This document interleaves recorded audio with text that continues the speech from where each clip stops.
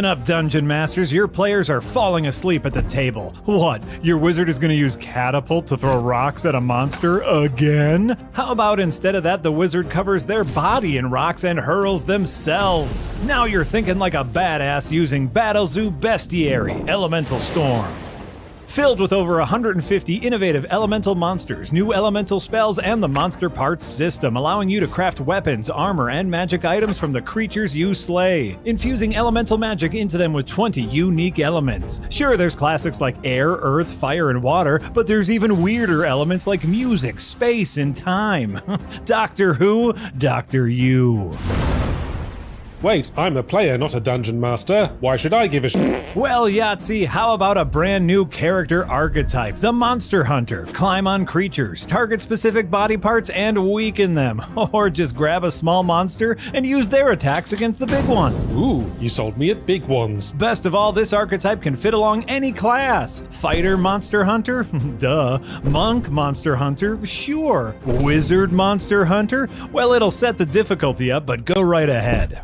Elemental Storm is filled with over 250 pages packed with stunning illustrations, detailed rules on the monster parts system, and so much more for your Pathfinder 2e and D&D 5th edition games. Click on the link below or head on over to kickstarter.rollforcombat.com to secure your copy of Battlezoo Bestiary Elemental Storm today, and turn your table from slow and crunchy to fast and furious.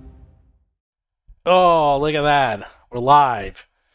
And, Jason, I don't know if you see your little title there, because I was like, I had to put a little title, so I had Jason McDonald, one cool dude. I suppose I appreciate that. So, is it what time cool for D&D Nonsense? That's what it is. It's nonsense. I couldn't think of a title. Well, that's fair, because we're kind of free-forming it here. So one cool dude and one cool dog. One cool dog. Oh, look at her. She's posing. She's like, help.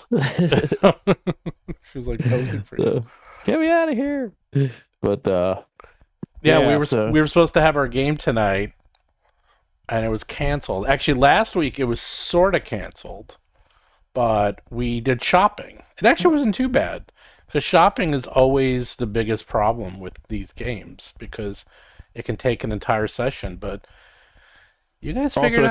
at the risk of narking out, I want to say Chris. I think Chris was kind of late in putting his character together. Oh, well, Chris has never, ever given me a character before 5 minutes before we start playing. I can't complain too much, because I know I've done it pretty late a couple times. Oh, you do it too. So, you do it too.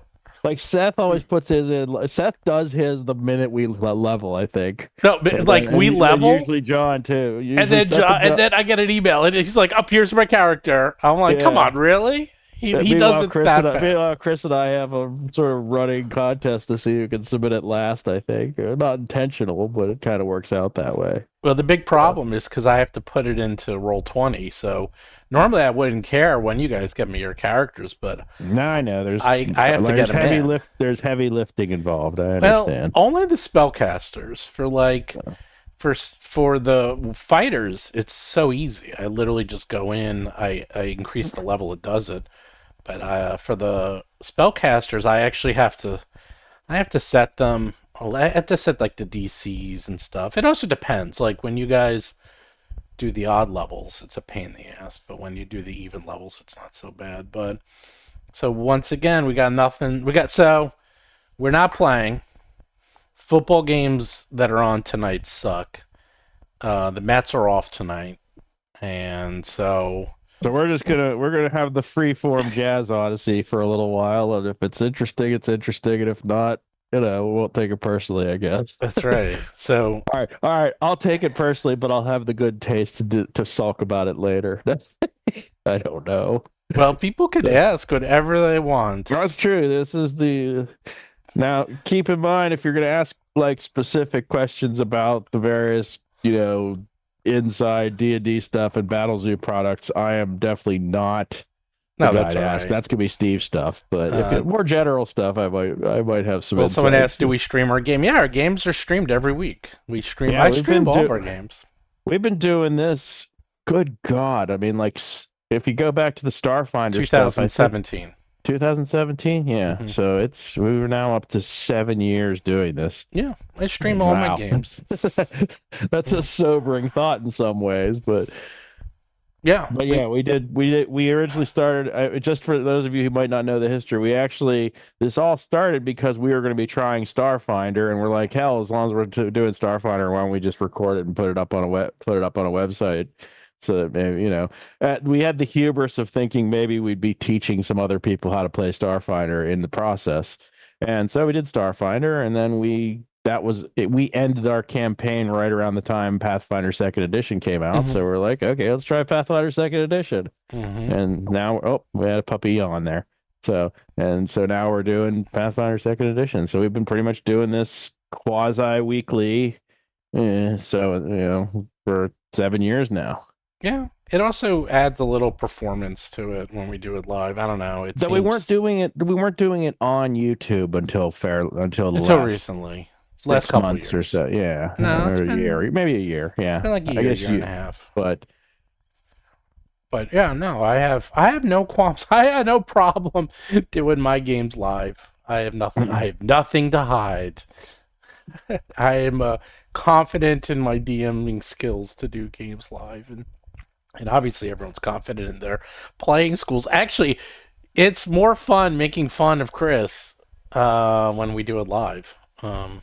To say that, so. I am mostly confident. I have my once every 2 months I have my low energy day where I'm exhausted. Oh yeah, it's just kind of. I'll tell you a secret. I have low energy every time we play. But I have to bring it. I have to wake up. Once we get going, it's fine. No, I know. I just once we get going, and also we do an hour of just BSing, and the BS usually helps a lot. Yeah, that kind of gets you. It kind of gets you psyched up and gets you mentally ready to do it. I think if we went in cold right at 8 or 8:15, we'd probably. I don't know if we'd be wouldn't be nearly as effervescent. It wouldn't be good. It wouldn't be as good. It wouldn't be good. But yeah, our game was once again canceled because John's cat was sick. So John was at the vet last night and only got like 3 hours of sleep, so he decided he had to cancel, and can't really begrudge him that. Yeah. So, we're gonna do freeform BS for a bit and see how it goes. Freeform jazz. Oh no, I have a PowerPoint with agenda items. You could. You could. No, I get quite enough of that at work. Thank you. So. Really? Yeah. Well, no, we got. Our little department got gobbled up by university IT, so we're now part of like a 300-person we went from our little group of 11 to like a 300-person organization. So a lot more meetings and stuff. So that's all right, though. I mean, it's the actual day-to-day of the job is basically the same, but there's like this new layer of management over top. So that's been taking some getting used to. But that's not necessarily anything I don't know. It is certainly not anything exciting to talk about. Yes, well, we have over 50 people, and it's we do slowly growing. That's exciting. So people have questions. All right, now's the time to ask anything about anything whatsoever. And Jason has known me since 1989, so he can. And I am one cool dude, apparently. He's one cool dude. Did I finish up the player's handbooks? I do it every week, but I'm kind of running out. So I think what I'm going to do instead is I'm going to start giving out free mimics because I got them in stock. This is the mimic. That's like the new D&D, whatever they're calling the next version player handbook. Yes. Yeah, I have to pick one of those up at some point. I don't know. I realize D&D. as a roll for combat quasi-employee, I'm probably ineligible to win one. But I got like a million of these. Those are pretty cool. I was gonna. You can, yeah. If you're gonna get one, get this. There's the same price. So you can get the special edition one. Of course, we'll never play it, but No, I know. Well, my home game is actually kind of Oh yeah, what happened to that? You were playing that forever. Yeah, Mike. I don't know. Things just kind of got derailed, and actually, Mike, at least temporarily, is in Cleveland, so. I gather he lives in there while his house is being renovated. So it was like just the history on that was we had like a dads and kids game. and slowly the kids decided they were too cool for us and dropped out, so it became the dads. Oh, that And sucks. well, no, it was still fun, and we had the dads and like a couple new players who was like Mike's brother's sister-in-law and her boyfriend joined us. Hmm. So we had, and they were new players, so we were kind of playing with them. And then it was partially pandemic, it was partially just people getting busy, and then all of a sudden it kind of fell off the radar. Favorite combat? We have a question. I have a question. You have a question for you. A question for me. Not even a question for me. I'll be right back. Favorite combat moment in a game with Steven. I am going with the thing you packed away for like 5 levels and then it finally paid off moment. We were playing Starfinder. I know which one this is. And there was an item called the teleportation puck. It basically is like this little like hockey puck sized thing that you can throw to a remote location, and then you can like activate it and you teleport to it. So what then happened is we went to this like abandoned temple thing to investigate, and I forget the exact mechanism of it, but there was like a trap set off, and it was a swarm creature that we didn't really have tools to fight, and we're stuck in here with this swarm creature. But there was like, since the temple was run down, there were like little cracks in the walls. So I actually was like, yes, teleportation puck. So I like chucked the teleportation puck through one of the little cracks in the wall. I think I might have had to smash the wall a little to widen the hole or something.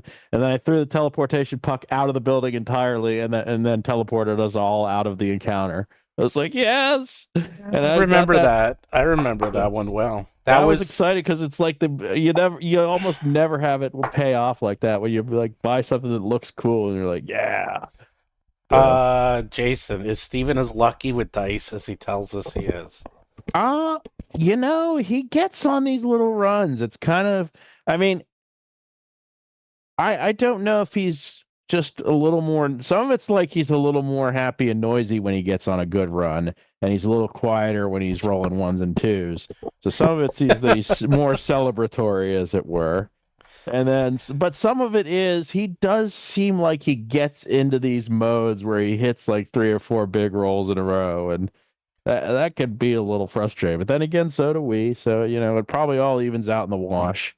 To be fair, there was like a couple weeks ago, remember you guys rolled like 3 20s in a row or something? Yeah. I remember there was one battle, and it was like a boss type encounter. It might have been maybe it was that light creature back in book 2, where we hit like 3 crits in a row, and it was supposed to be a really hard battle. We like just mowed it down because we hit like critted 3 times in a row. Well, even that creature recently, I forgot, like it was like 2-3 sessions ago when you guys were like, the demon thing, or the imp demon? It was like, that was it was supposed to kill you. It's like basically you guys were almost dead, and then you just thump, like thump. Oh, you just killed it. Yeah.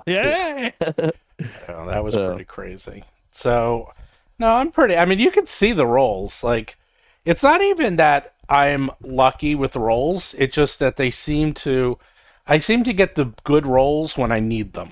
I'll leave it at that. So, and but no. In order of questioning, you are now asked for your favorite combat moment. So, my favorite combat moment, or not specifically with me. I mean, with moment Jason. Actually, my favorite combat of all time was at the end of the very, very end of Dead Sons, when we basically took, it was one combat that lasted 2 months, and it was but of course, since a lot of the people may not have been listening back then, one of the first things that happened is I had that was amazing. My character was an inventor, Tuttle Blacktail, and he had a robot named Cheddar.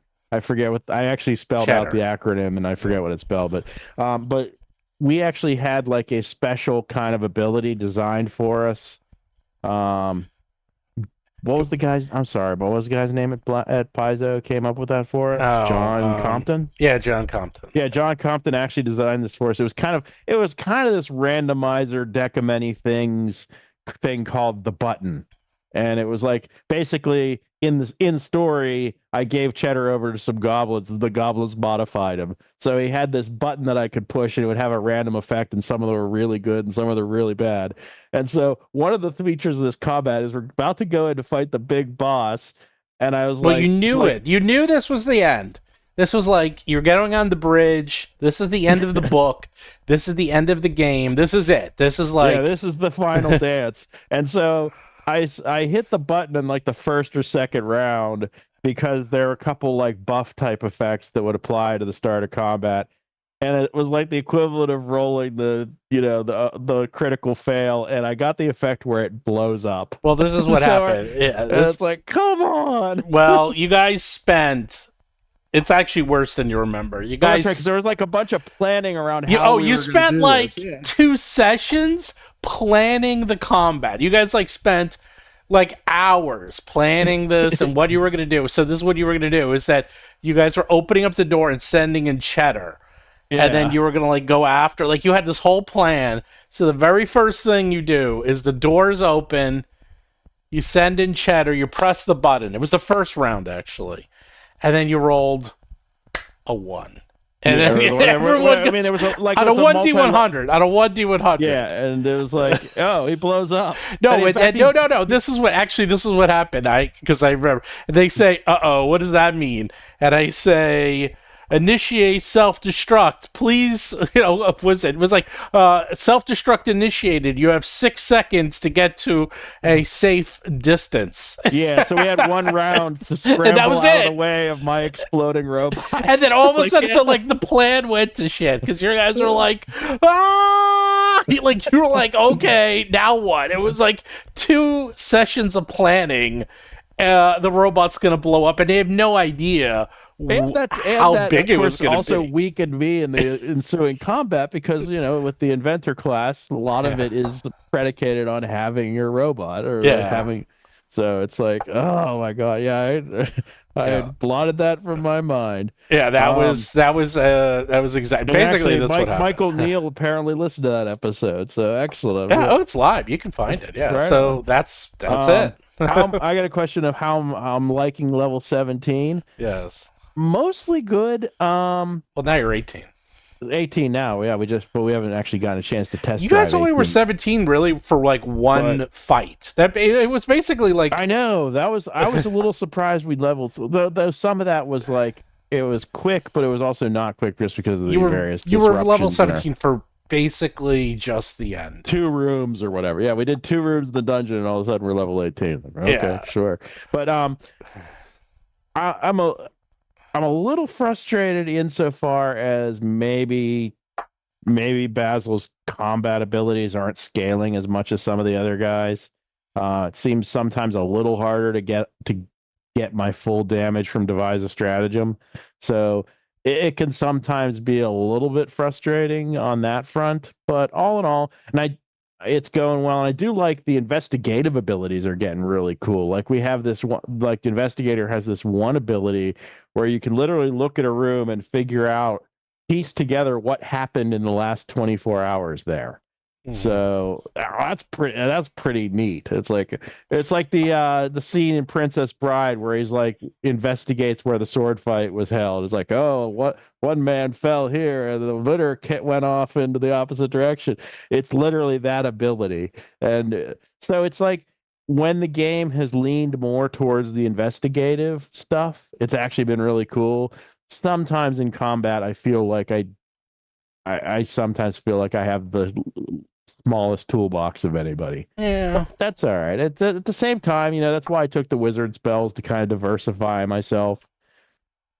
Though with the wizard spells, I've actually been tending to go with a lot of utility spells instead of combat stuff. I don't really take that many damage spells. I just grabbed a bunch of utility stuff. So, but overall, I still like the character. He's fun. I have an affection for Basil. So look at that. People are asking you questions. I know. That's kind of exciting. It's exciting and new. We're gonna get into his backstory at sometimes, right? Well, Just- yeah. No, Well, these guys aren't into that. Yeah, I know. Yeah, just I don't know how many of you might have been following since the beginning, or also followed the other show, and we're still doing the one with the circus. But I kind of like was inspired by those guys, and I actually came up with like a page of backstory for Basil and bunch of stuff that Steve could use as story hooks if we And then we tried it, and everyone's like, and enough everyone talk. looked at it. Yeah, I mean, and Chris and Seth were like, kind of like, what are we doing here? Yeah, Like, okay. they want the story to move along. But yeah, like I had like a connection. If Steve wanted to do something weird with my character, I had like a sister with connections to the Fae, and or my dad had like a backstory where he made some sort of deal with the Fae to like make his tobacco grow especially good or something. So I mean, so there's all sorts of stuff in the background that we never really got around to using. But someday I'll go write the book. I'll write an entire book about Basil or something. Yeah, well, everyone is different.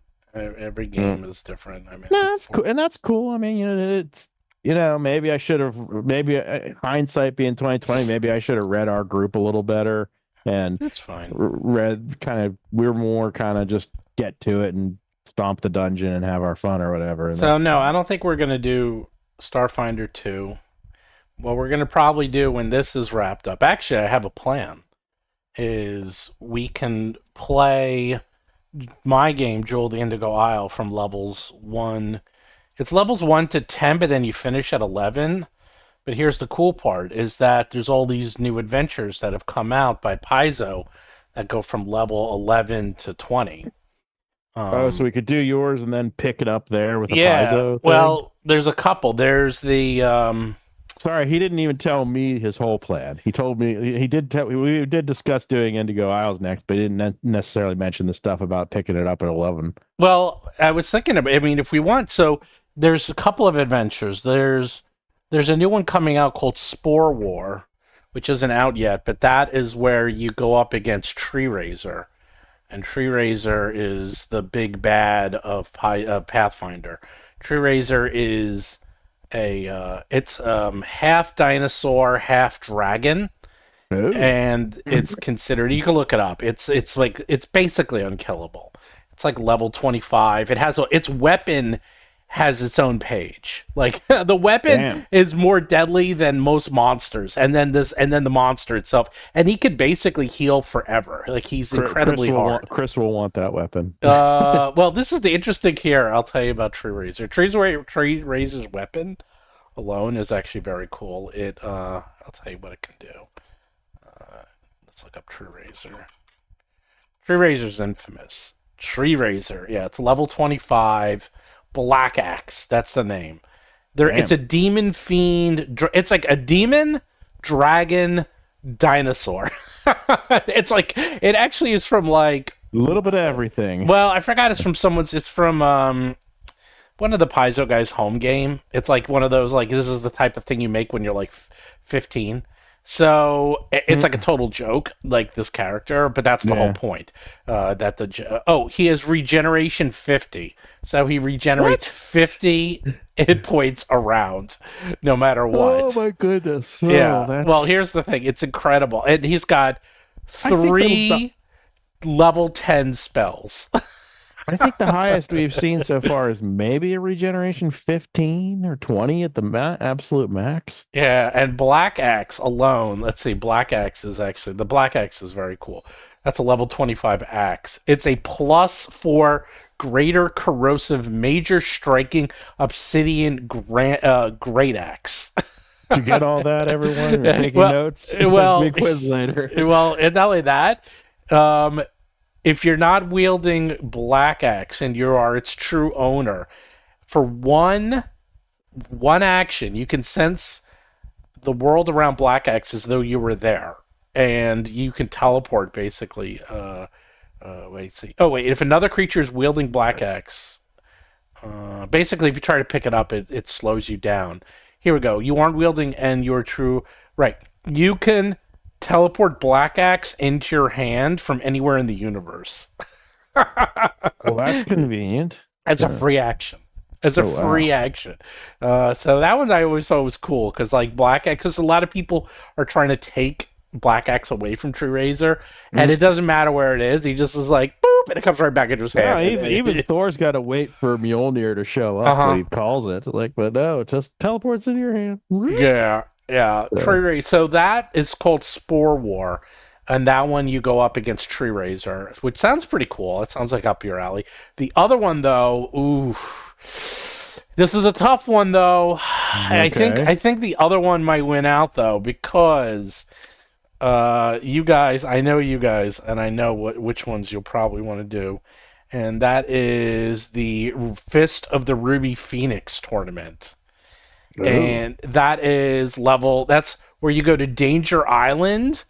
And you are literally in a once-in-a-generation kung fu tournament. Well, so it's Mortal Kombat, basically. It's literally Mortal Kombat from level 11 to 20, and you go up against Kaiju. So I was like, oh, I know you guys. I was like, between Chris and Seth. It's like, oh, wait, are you telling me? And it starts at level 11. That's what makes it so good, because you can go from one and they go right to the next. Yeah, because it wouldn't be, I don't know, that's the thing. Something like that, it feels like you'd want to have some abilities right out of the gate, or it would be it would kind of be a little bit dry to be starting from level 1 and only have like 2 feats. Mm-hmm. Like, okay, we're just going to hit with my axe again. Burp. Well, so this one actually was rewritten too. This came out and then they rewrote it. And traditionally, when they rewrite these adventures, I was gonna say I thought I had heard that title a couple years ago. It came out for first, and then they rewrote it for second. And there's some pretty cool stuff in there. But this way, you get to enter a kung fu tournament. Okay, yeah. It's basically like not Enter the Dragon. What's the one where they go? It's not Bloodsport. What was the one where they enter? Was the one was that Bruce Lee and Chuck Norris when they entered the tournament? Is that Enter the Dragon? No, but I think that is Enter the Dragon. No, it is Enter the Dragon. It wasn't Chuck Norris though. It was I forget the name of the other. What was the one with Chuck Norris that he was in with him? I'm not sure. I know he was in something with Chuck Norris, but I don't think it was that one. Okay. But anyhow, that's basically it. That one was... Anyhow, it's two very interesting ones because these guys, because you're going to have to come up with a name. They literally have the names of the different squads and the different, like, people you have to fight. And I'm like, John Saxon and Jim Kelly were the other two guys. Oh, right. Sorry. But considering we grew up literally with kung fu movies, like especially in the New York area, because me, Seth, and Chris are all from New York, and we used to have kung fu theater on Friday, every Saturday and Sunday. It was kind of random. It was just like killing time. So in the afternoons, they would just play random kung fu movies. Yeah. Okay. Yeah. It was, and Bruce Lee and Chuck Norris was The Way of the Dragon. Oh, The Way of the Dragon. There we go. Yes. So we have seen everything. Like if it was a Shaw Brothers movie, we've seen it. By the way, the Bills are winning 33-3 in the second quarter. I was gonna say the game started like. It's the second quarter. They're winning 33-3. Okay. The kicker on the Bills already has 20 points in fantasy. How does that happen? I know. I'm sitting here like, ugh, it's not even fair. I'm already I'm losing. The kicker is beating me. Do I even want to look because Chris has the Bills running back? So well, I have Josh Allen, but the other guy on the other team has the kicker. And here's the point. Here's in my fantasy football. I have 23 points from Josh Allen. He has 24 points from the kicker. He has more points from the kicker. James Cook has 17 already, and I've got 1 from my guy. So, all right, I'm losing. Our fantasy football. Fantasy football occasionally creeps in and they're on the edges. Well, Jason and I are in like every fantasy football and baseball league we're in together. So We have not done hockey yet. well, no. Well, I've done hockey, but I've not done with Steve. hockey's. I don't know if It's not as hockey's easy that- to convert that. It's you not know? that fun. Yeah. Football's fun and baseball's fun. I actually went to the games. I went to the games Friday, Saturday, and Sunday. I went to the Met games, and boy, they were good games. Now, see, speaking of baseball, now I'm kicking myself. I didn't go see Ohtani when he was in Pittsburgh because I would like to. Oh my god, I would like to have claimed that I went to see him when he was in for his 50-50 he was season. he was He was in hurt. Pittsburgh like a month or two ago. Well, when they played against the Dodgers, he wasn't playing. He was out. It was like the one time he's out. I'm like, come on, really? I still haven't seen him. And then when last year they played the Angels and he was out again.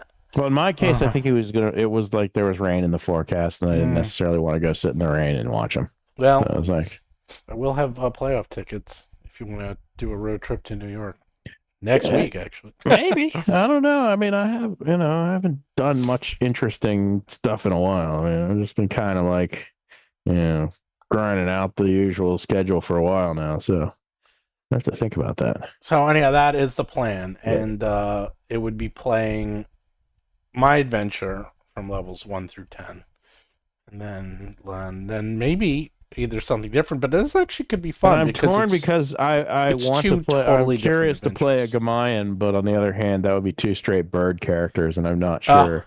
Well, you I'm can not sure that's play. allowed. Here's the rule. The rule is I will give you guys all the Indigo Isles characters that you all the Classes or races or whatever. races, Sorry, ancestries that you can play. So there's 10 ancestries from Indigo Isles alone. So you can play any of those, but then you could also play any of the ancestries from Battlezoo.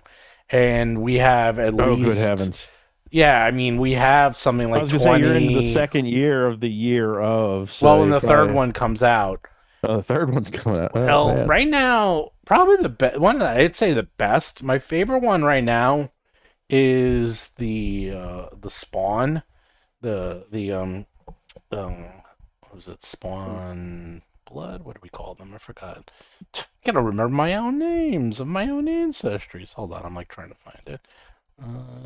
I have too many windows open.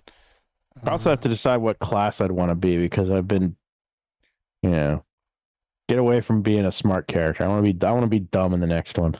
Yeah. Oh, the Swarm Bloods. So the Swarm Bloods, actually, of all the ancestries, that might be my favorite.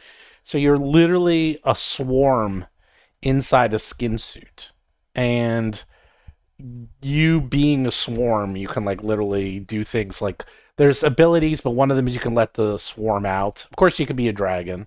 I mean, there's no shortage of dragons. Like Oogie Boogie from the Nightmare It's Oogie Before Boogie. Christmas. Yeah, it's All right. literally Oogie Boogie. That's the perfect analogy.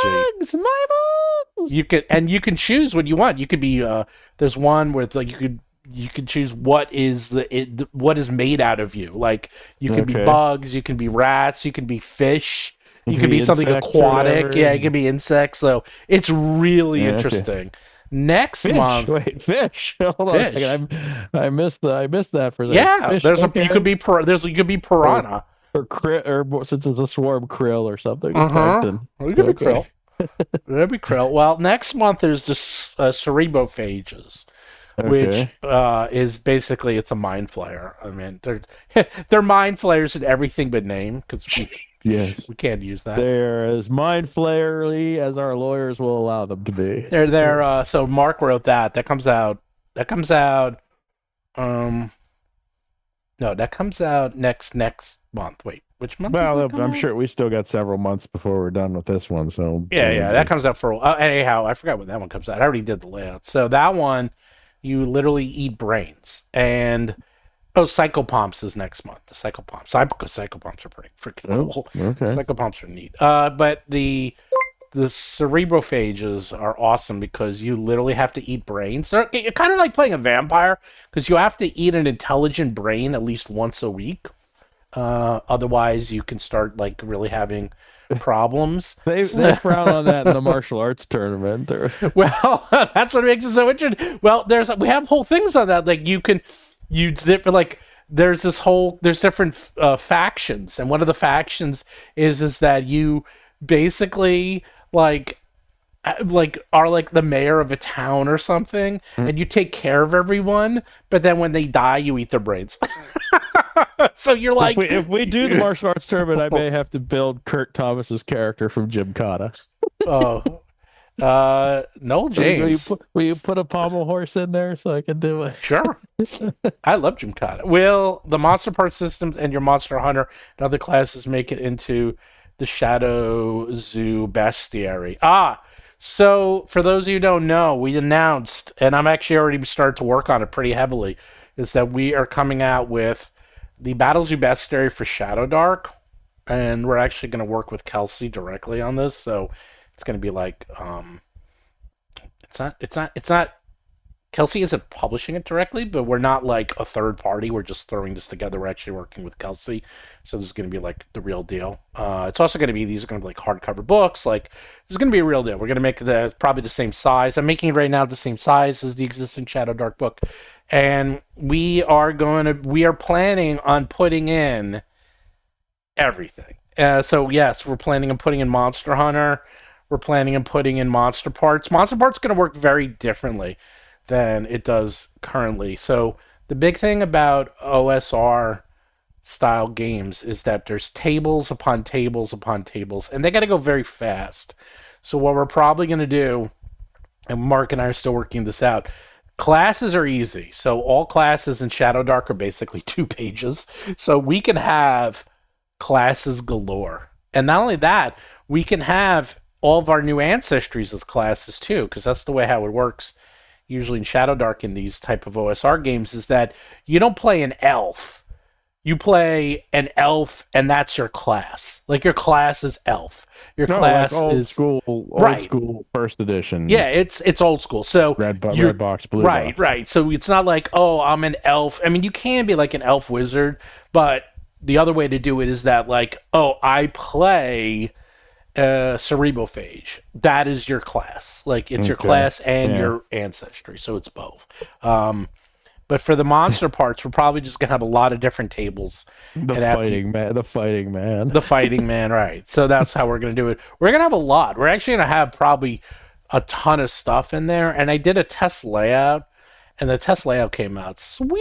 It came out really nice. It looks great. So I'm very excited. I'm actually very excited. And oh my God. Oh God.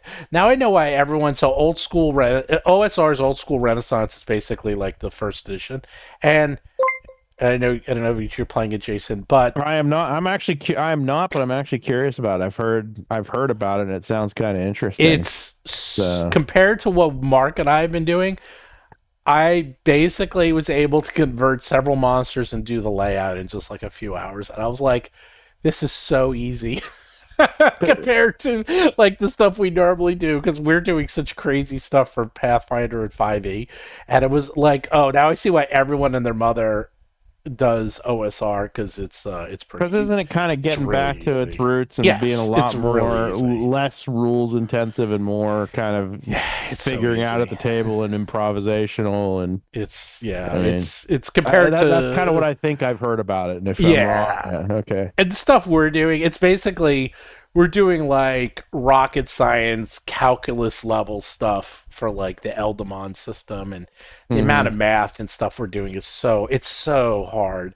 And then I'm just like, oh my God, this is like so easy. It's like a 2-page. Throw an extra D6 on there. No, it's Well, also, Kelsey gave us all this. We've been working with her on the secret sauce. Like, we have her tables, and we have her and I. She gave us a lot of the back end system, so we know how it works. So we're able to like make our stuff very fast. She wrote up a whole bunch of documents for us, so we can convert everything really quickly. But we're working on that. That's going to come out, and I'm probably going to have 3 books. Probably just do all 3 of the Battlezoo Bestiaries, because each one's its own thing. Because they don't really, they each have their own different types, but we're going to beef them up with lots of other cool things like tables and races and new classes to play and the monster part system, and we're just going to add new stuff like left and right. So it's because it has to work with Shadowdark. It can't be like what we do for Pathfinder or 5e. So if you, I'm actually really excited because the thing with Shadowdark is there's a lot of content out there, but not a lot of big content, if that makes sense. There's a lot of, like, Kelsey came out with her book, and then she came out with some supplements, but that's kind of it. And everyone's been making their own supplements, but now we're going to basically make a big beefy book with a lot of very detailed stuff that you could add to your games. So it's, it's not, and they're actual books, which is nice. So it's something you can carry around with you, because a lot of people play Shadowdark in person. All right, that was too much Shadowdark. So, wow, these are the most boring football games ever. 34-3. Yeah, I'm not. It's like, what do you do? Like, what if you're in the locker room? Like, what do you even say? I'm sure all the companies who bought ads in the second half are just hating life right now. I'm like, what do you even say? Like, it's don't get hurt. Well, I was just about to say that. Don't get hurt. Yeah, we'll get some orange slices after the game or something. There's Juice boxes. We'll have some juice boxes. There's nothing to say. Yeah, there's nothing to say about that. So I know what. So we get to talk about my absolute favorite thing in the world, and that is movies. So Jason and I could talk about movies till the end of time.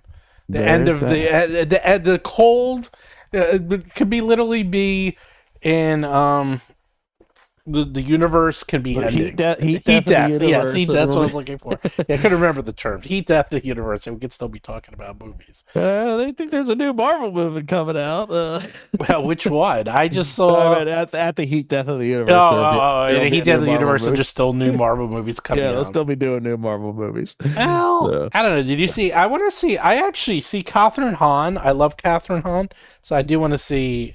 It's on the Agatha series. Yeah, it's on Agatha. my ever growing backlog of things I need to watch. So I'll probably watch that. I'm getting a little behind lately. I got. I'm so behind. Well, I got my espionage. I got my slow horses and I want to check out The Old Man. I've heard good things about that. And then I got to do Agatha. And then now I'm hearing that the first episode of The Penguin was really good. Yeah, and so I mean, it's starting to stack up a little bit. So I realize that's TV, not movies, but it's the same difference. Yeah, it's movie adjacent. It's also movie adjacent. Well, I think more people watch TV. I liked that WandaVision enough that I'm intrigued to check out the. Well, I love Catherine Hahn. Particularly, I love her character in that. Yeah, like breaking the fourth wall and it got really good reviews. So weird thing about The Penguin is I heard really bad reviews, but then I saw the Metacritic was like 90.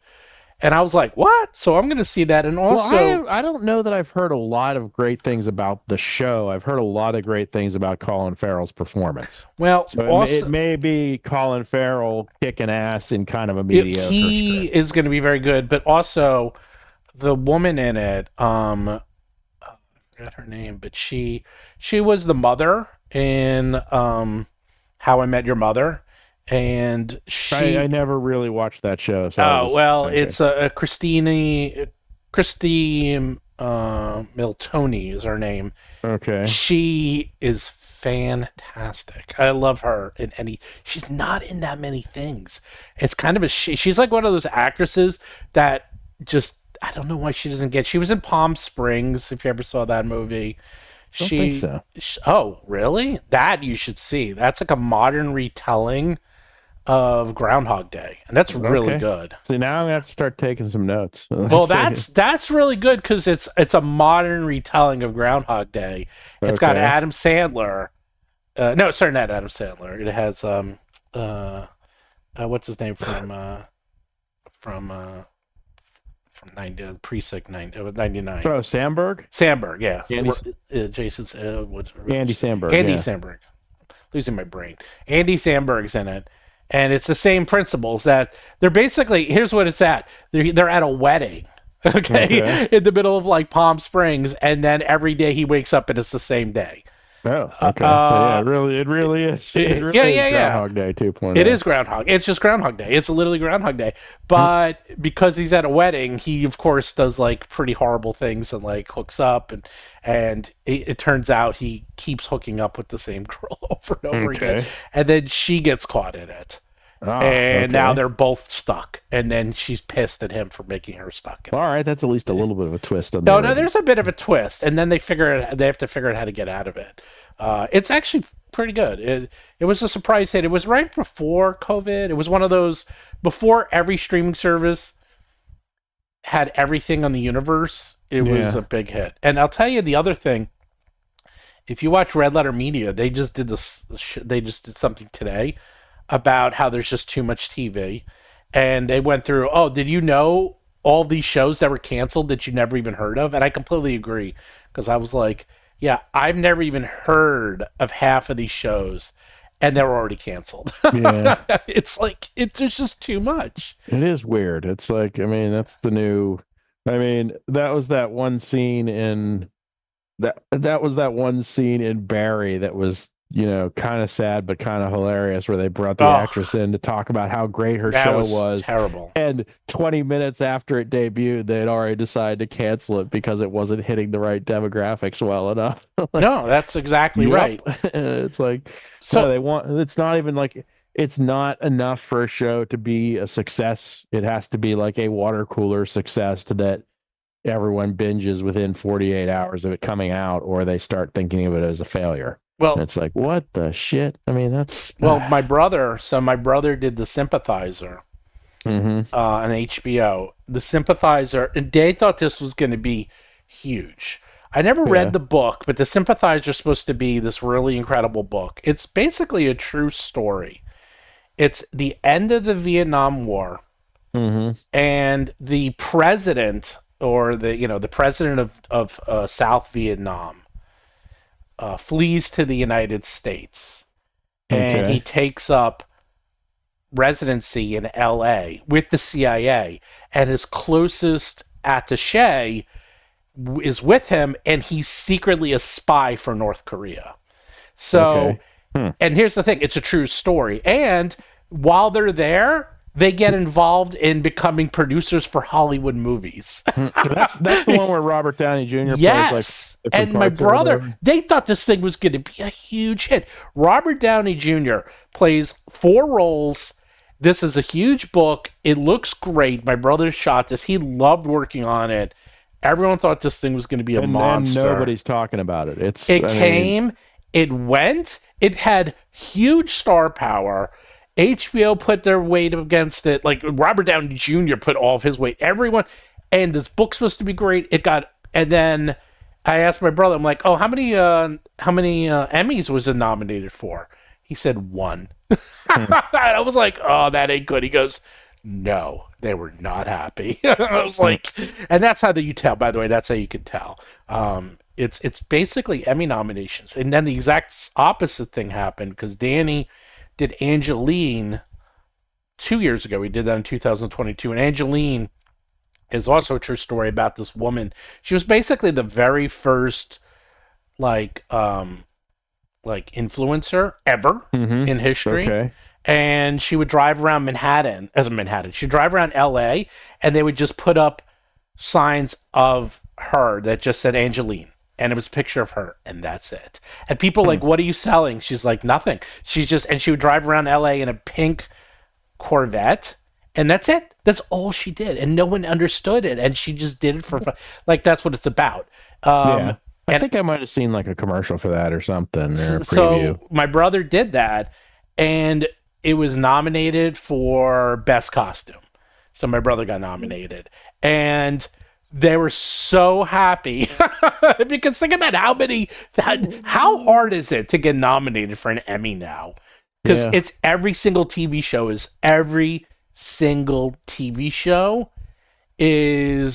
can be nominated. There's like a trillion TV shows now. So just even being nominated was like good enough. It was like that's considered winning. So my brother, they were very, very, very happy with my brother. I don't think he won, but he was he didn't care. Like you get nominated, it's good enough. It adds to his IMDb. Oh, and Saturday Night comes out next week. Right, yeah. And my brother did that. And yeah, so if you want to see that, I'm probably going to see that at some point. Oh, I don't know if I'm necessarily going to rush out and see it in theaters. So it's going to be good. Well, I've seen one of my weird pop culture things is I've seen every episode of Saturday Night Live. Really? Yep, every single one. I've never missed one. Yeah, I've never. That seems one. Wow. That seems like it would be a little bit hard to keep up on, but okay. Well, I don't know. It's not that hard. I mean, now it's easy, but in college, I never missed them. I don't know. I know we were in. You know what I used to do? I used to record them, and if I didn't, I don't know. I guess it's not that I don't believe you. It's just the sheer number of episodes. That's a lot of content to catch. You know what? It's not as bad. Well, keep in mind, I don't know. I just never. I mean, I started watching it in the 70s. And in in junior high, back when it was like, here's the crazy part. There's a Saturday Night Live YouTube channel that goes through the history of Saturday Night Live, and they're showing like all the episodes and they're long, complex. And I'm like, I remember all these. Like they're showing them, and I'm like, I don't even remember where I was when some of these episodes, they're showing some of the highlights, like when Buckwheat was on for the first time and, those type of episodes, and they went through the whole history. It's really interesting. So, wow, no one is chatting. Everyone disappeared. Everyone's there, but no one's chatting. I guess they just don't want to ask us or talk to us at all. But no one cares about us. No one cares, Jason.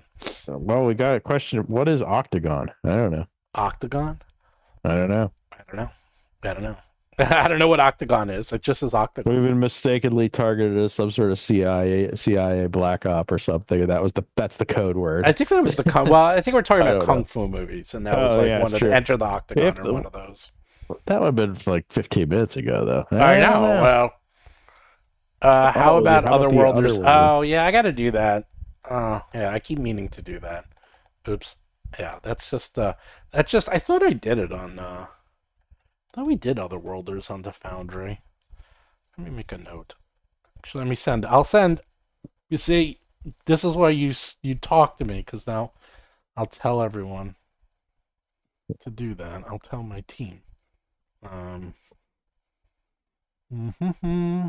Otherworlders. I think I've been hypnotized into. I think I've been moved into cautiously optimistic on Thunderbolts after the trailer today on Thunderbolts. That was kind of exciting. Well, I like that cast. So yeah, that's the thing. Well, it's like I'm not sure about some of the secondary heroes. Like Ghost from Ant-Man 2 didn't make much of an impression on me one way or the other when that one was out. But Florence Pugh and David Harbour at the top, and Bucky, and I actually liked Wyatt Russell too. So I mean, it's got enough cast in there that I think I'd be ready for that when that comes out. So, as well as it looked like they kind of nailed it back down to more realistic action, more action stuff, and less CGI or whatever. So it's like I could live with that. Well, I like Florence Pugh, whatever. Pugh, I think. Pugh. I like her a lot. She's usually pretty good in whatever she's in. She's pretty good. Like she brings it. I mean, she definitely tries. Give her that. I'm trying to remember. She's one of those people just like in everything too. It just seems to be in a lot of shows. She's really young too. Yep. Wait, what is she in? Sorry, what? I'm trying to remember what other things she was in. Yeah, she was in Oppenheimer. She had right. And yeah, she had a bad. That's one of those. It's like I know she's been in stuff, but I'm having to draw a blank on what. I mean, I could bring up the IMDb page. Well, that's what I'm doing right now. Oh, you're going for it? Oh yeah, that's the only way you can do it. Oppenheimer. Where is she? She's not even listed. Yeah, she was like the. No, I know she was in it. Top cast. I guess there's a huge cast on that show. Well, yeah, she didn't have a lot of scenes. I mean, but she was definitely in it. Oh yeah, she's way at the bottom here. She was way at the bottom. Oh right, she was in Dune too as well. Dune, well, yeah, she's that's right. She was in Dune. Oppenheimer, Puss in Boots. That Puss in Boots is supposed to be excellent, by the way. The Last Wish. That's supposed to be really good. It was if it's the one I think it was decent. I mean, Ian and I watched it. Oh, It right. was She was in alright. Midsummer. Oof. Yeah. Midsummer. I didn't think much of that. I mean, that I was a little hated that too movie. much for me. I hated that movie. Too artsy or whatever. Like, yeah. People love that movie. I hate it. I hate that movie. People are. I'll tell you what I do like. Although I did record it finally, is I got to see Maxine. Oh, that was so good. That was the best movie I've seen this year, I think. You mentioned that Oh, in the pregame like a week so or two good. ago. It's like the It's same group of people who do like three or Pearl four, and who've done like X. Yeah. yeah. This is the first one was X, and Yeah. then the second one is Pearl, and then this one, and those came out in order. So X came out in 2022, Pearl came out last year, and then Maxine came out this year. Pearl was on Showtime, so I just recorded it. So I was like, oh goody, so I'm gonna see Pearl. People love Pearl, like people go crazy for that movie. So I'm very excited to see that. Oh, and the French Dispatch I also recorded. That's how lazy I am. Is that I don't stream. I have my TiVo, and when something comes on, I record it. Wait, you still have a TiVo? Yes, I have a In the lifetime subscription. In the year 2024, you still have a TiVo. I have a lifetime subscription. I have a All right, lifetime then. subscription. And so it never goes out of style. When you have a lifetime subscription, you basically, why Yeah. not? Well, the TiVo's better for live because then you can stop and pause things. Do you record it to your Betamax player? as well? I record. I actually have an 8-track in my car, and I listen to my 8-tracks. The big laser disc. I have a that were the size laser of a disc. small pizza. I got a laser disc, and I got to flip it over. It's a real annoying because I don't even have a double-sided laser disc player. Oh man.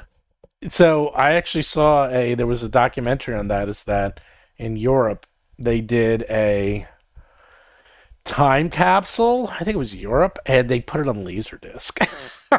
Now they're like trying to rescue it because they'll never be able to like access. Yeah, it's gonna be a little bit of a problem then.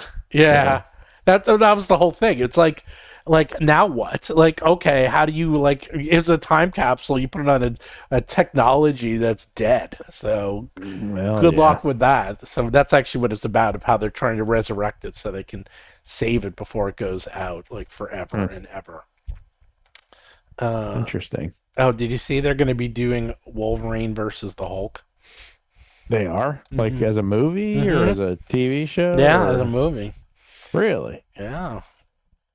I was like, and I saw at Facebook they said in development now Wolverine versus the Hulk, and then he said in little quotes it says until you're 90, because I'm like he is going to be playing that role until he's 90. He really is going to be playing that role for the rest of his life, forever. Are we sure that wasn't like some tongue-in-cheek thing that got turned? But maybe, I mean, well, that was a monstrous hit. Why don't I know they want to. I know they probably want to get Hugh Jackman back in there and keep him doing movies. But I actually, I was a little more. I'd be a little more confused on the Hulk side because I thought I thought Hulk was one of the few properties that still had like entanglements to other, like to Universal or whatever.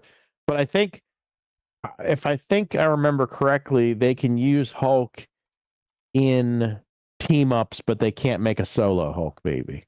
If I remember correctly. So I guess a Wolverine and Hulk movie wouldn't be out of the realm of possibility if those are the rules. Of course, all of that is like just my anecdotal remembering of, some 5-year-old article about what the state of the Marvel universe was.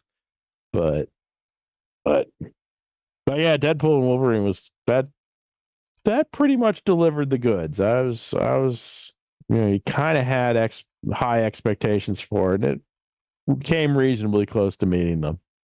I mean, I love that movie. You kidding? I saw it twice, and that movie was one of the best things I've seen all year. It was so much fun. I love that. That movie was so great. People are seeing Late Night Oh, Ed Norton. They're not using Ed Norton. Hold on. Now I'm talking to the Foundry team. So what are you guys doing? How many people here?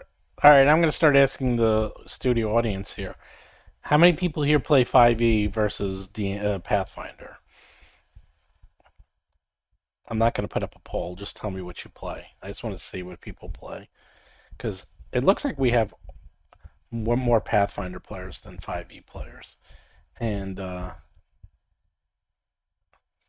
so far, absolutely nobody. Oh, we got one. We got one 5e. One 5e player. 5e leads one nothing. One Pathfinder player. So it's put the figures tied. Up there. Go. So split vote. I see. I was doing the figures, but now I can't do 90 and 10%. I have to do like bent fingers or something. Like, yeah, damn it.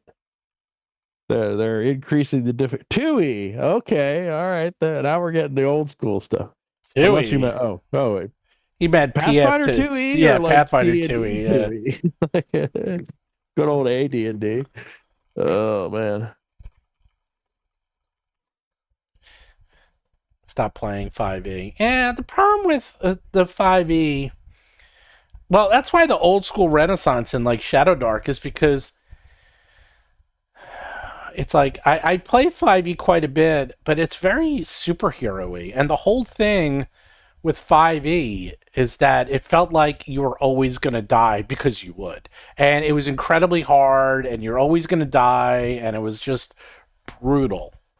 And then you play 5e, and you feel like an absolute god. And I'm like, it's not our version of D&D. My home game was 5e when we were teaching the kids to play. Yes, it's not bad, but it's just not what we played. Like that's the problem. And what we played, and the thing with Pathfinder Second Edition is so hard that a lot of people have all these. There's a lot of rules that people added to to Pathfinder to make it easier, and because it's really, really hard. I mean, especially if you play it the right way, it's incredibly tough, and we like that. Like, I like it. Well, it's really swingy compared to 5e. I mean, because of the crits and stuff, it's like it can be really hard, or it can be really easy if you get good dice luck. Yeah. But I mean, yeah, but it's definitely more big swings and momentum and stuff.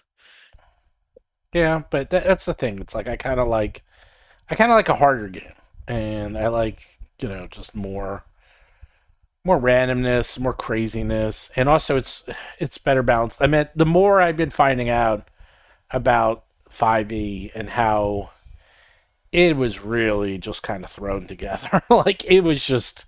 It is a miracle this thing actually works and people are playing it. But it's one of these things, like, people play it, but they play it. There's no wrong way to play 5e, but the thing about 5e is that people play it how they want to in their home games, and no one plays it the same way. Yeah, and Nick Tarak makes a good point talking about high level 5e. I've heard that. I haven't played high level in a while, but I've heard that after like level 12, level 13 or so, it starts to really kind of break down a little bit and turn into a bit of a mess.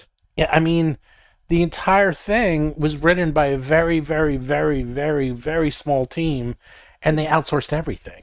So, I mean, it's an absolute miracle that 5e even exists. In fact, it is an absolute miracle that any of these games exist. To be honest, I mean, the one thing I D&D definitely think exists. is 5e compared to Pathfinder is much better for teaching new players who are new to the hobby.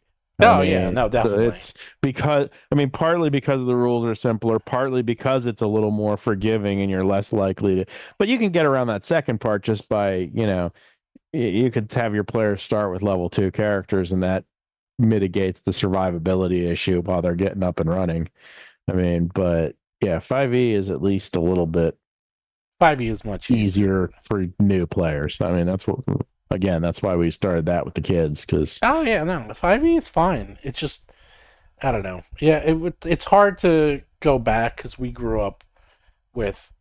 I mean, you talk about hard. Like first edition D&D was like advanced calculus when you were like in fifth grade. You know, I mean, it was so insanely tough, but yet that's what made it so much fun. Is because you would have so much time on your hand, especially in school, that you would just sit there and like figure it out. I mean, it was basically like almost computer programming in a weird way. It was like we would spend so much time trying to figure out how to play it and how to run it and reading all the articles. It was like archaeology, you know. It was really tough figuring out how to play the right way and how to put things together and it was a beautiful mess. That's the best way to say it. Well, yeah. It was a beautiful mess. And now it is just a mess. No, it's fine. I don't mind. Again, I don't mind 5e, but 5e, when I play 5e, I feel like an absolute god. And when I play Pathfinder, especially at certain times, like you guys have had that happen more than once where you're like, we are going to die. Like, and it's like, and you have to run away or you guys have to figure something out because you're going to die. Like, I think I only recall running away from like a couple, two, it's two or three encounters. Yeah, two or three. But there have been several situations where we're like really on the edge and a couple people were down. And if we didn't get a good roll, we were in visual distance of a party wipe. Yeah, now you've had it's been pretty scary. It's been like pretty scary.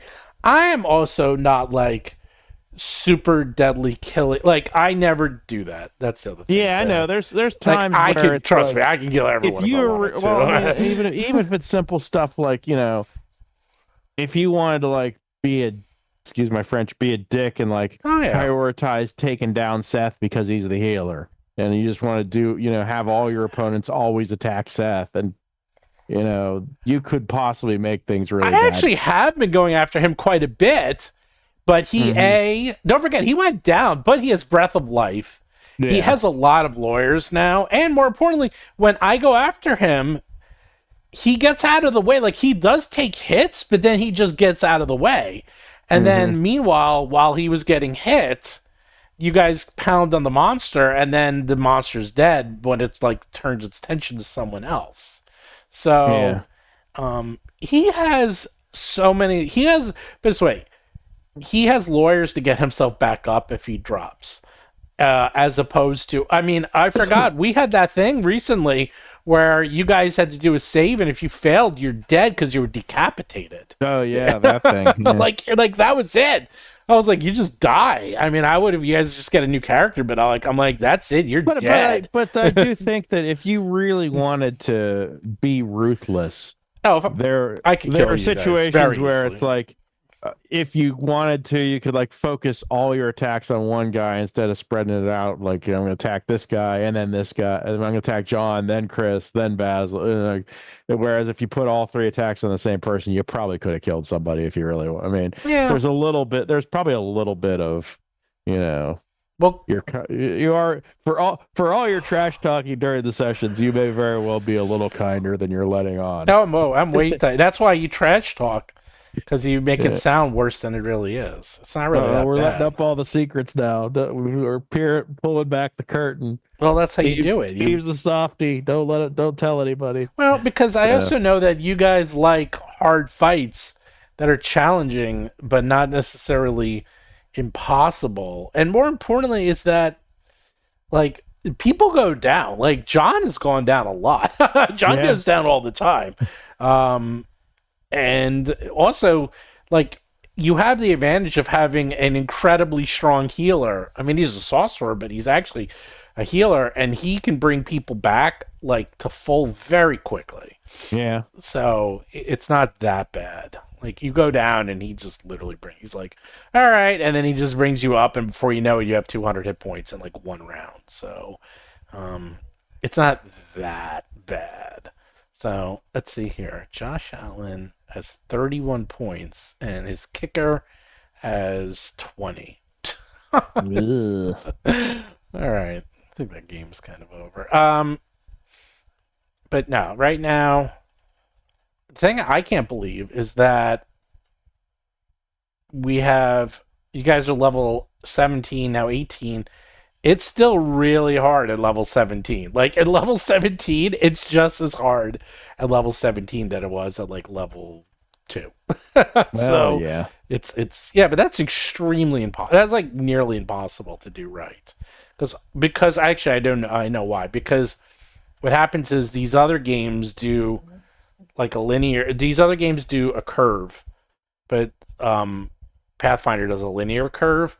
So you don't feel, the thing is, you don't necessarily feel as powerful because the 2 hits and the math for figuring it out is basically the same at level 17 that it is at level 2. But you just are doing so much more damage, and the math is very tight, as we like to say. Yeah. So you can the other games, the problem is that they do the curve, and when everyone min maxes their characters, that everyone is hitting on like a 5, like, and the thing with Pathfinders, the chance of you hitting at level 1 and level 20 are more or less the same for the first hit. It's a little bit better at level 20. Like you definitely have, it's like, I think it starts at like 65, like a 65% chance to miss or something at like level 1. In answer to Lava Being's like question regarding knowing you need to run away, is that not good game design? Better than sudden TPKs? Yeah, I would argue yes. I think, it's. Well, you guys have gotten very good at running away. Yeah, but I mean, I think you generally would want to give your players a chance to recognize that things are going badly rather than just have everything collapse around them in 1 round or 2 rounds. And just, I don't think that's a satisfying outcome. I mean, it's a tough, I mean, there's a balance to be struck between it's a game and the game has rules and you just follow the rules and the outcome's the outcome, versus also it's collaborative storytelling and you want the outcome to be satisfying as a story. And walking into a room and getting stomped in 2 rounds isn't. Yeah, a TPK can be satisfying if it's like, Klingon glorious death in battle, but a TPK, just because the rules are all hoogered up and you just get slapped around, I don't think that's fun. I mean, especially when you're talking about a campaign that you've been playing for weeks or months or even years. I mean, I think you do want it to be that way. So, well, I'll tell you the secret why I think, do well. See, I try to make, not all the combats, because first of all, there's a lot of combats where you guys just go in and kill everything, which is good, and you need those so that you feel like gods, and you need a couple of those. But then I don't make combats hard, I try to make them challenging. Mm-hmm. And that's more fun because then it's like a puzzle. Like when you said when you had that combat and then you used a teleportation puck to get out of it. Like that was challenging, like you were about to die, but then you use something. And that's happened a lot. We've had that happen in our games a lot where you'll use something really weird to get out of it. And if we do Jewel the Indigo Isle, let me tell you, since I wrote it, there's a lot of that. There's a lot of 3-dimensional thinking in these combats. It's like, okay, if you go up against these things and just fight them, you probably will lose. No, it's not even that. It's not that you'll lose, but it won't be as much fun. Like, but then if you look around the environment and you're like, wait a second, all this cool stuff, maybe if we use that or do some things, it's like, yes, then suddenly you're realizing it's the old Khan. It's like Tease believes he's using 2-dimensional thinking. So if you use the 3-dimensional thinking, you'll have a much better time and you have a lot more fun. So sauce for the goose, Mr. Savick. Yes. So that's a big part of it, and you guys are pretty good at it. Although, well, I'm very curious because this last adventure, and they do this a lot. So Paizo is famous for this. Paizo will kind of go. So the problem with the last adventure, level 18 to 20, is that there's not a lot of monsters at those levels. So the things you have to fight are almost all custom made. Yeah. Or they have to be basically like demons, devils, gods, demigods. Like you have to fight some insane things. Like you're not going to be fighting, I don't know, goblins or something. You're just not going to be. Even liches are too low level. Like you're going to be having to fight some really crazy stuff at those high levels. And to fight things at those high levels, you can be in really weird situations. So because of that, the last adventures always get kind of bonkers. And I've seen, this is pretty standard. And sure enough, this one gets pretty bonkers. I'm going to say into that. It's like, it gets really weird. Well, and also you still got to find a way to make it fit in the story, too. It's like, because it works, actually. They do a pretty good job. Right? So you'll see. We're just going to drop some demons and dragons right into the middle of Absalom. Have fun. Well, they explain it pretty well. You'll see. When no one was you're talking about, you thought Octagon was in it. Well, there's a lot of kung fu movies that have the word Octagon in it. So I think the one I was talking about is called Bloodsport. They fight in an octagon. So there's a lot of Octagon movies. My browser just crashed, so I can't see.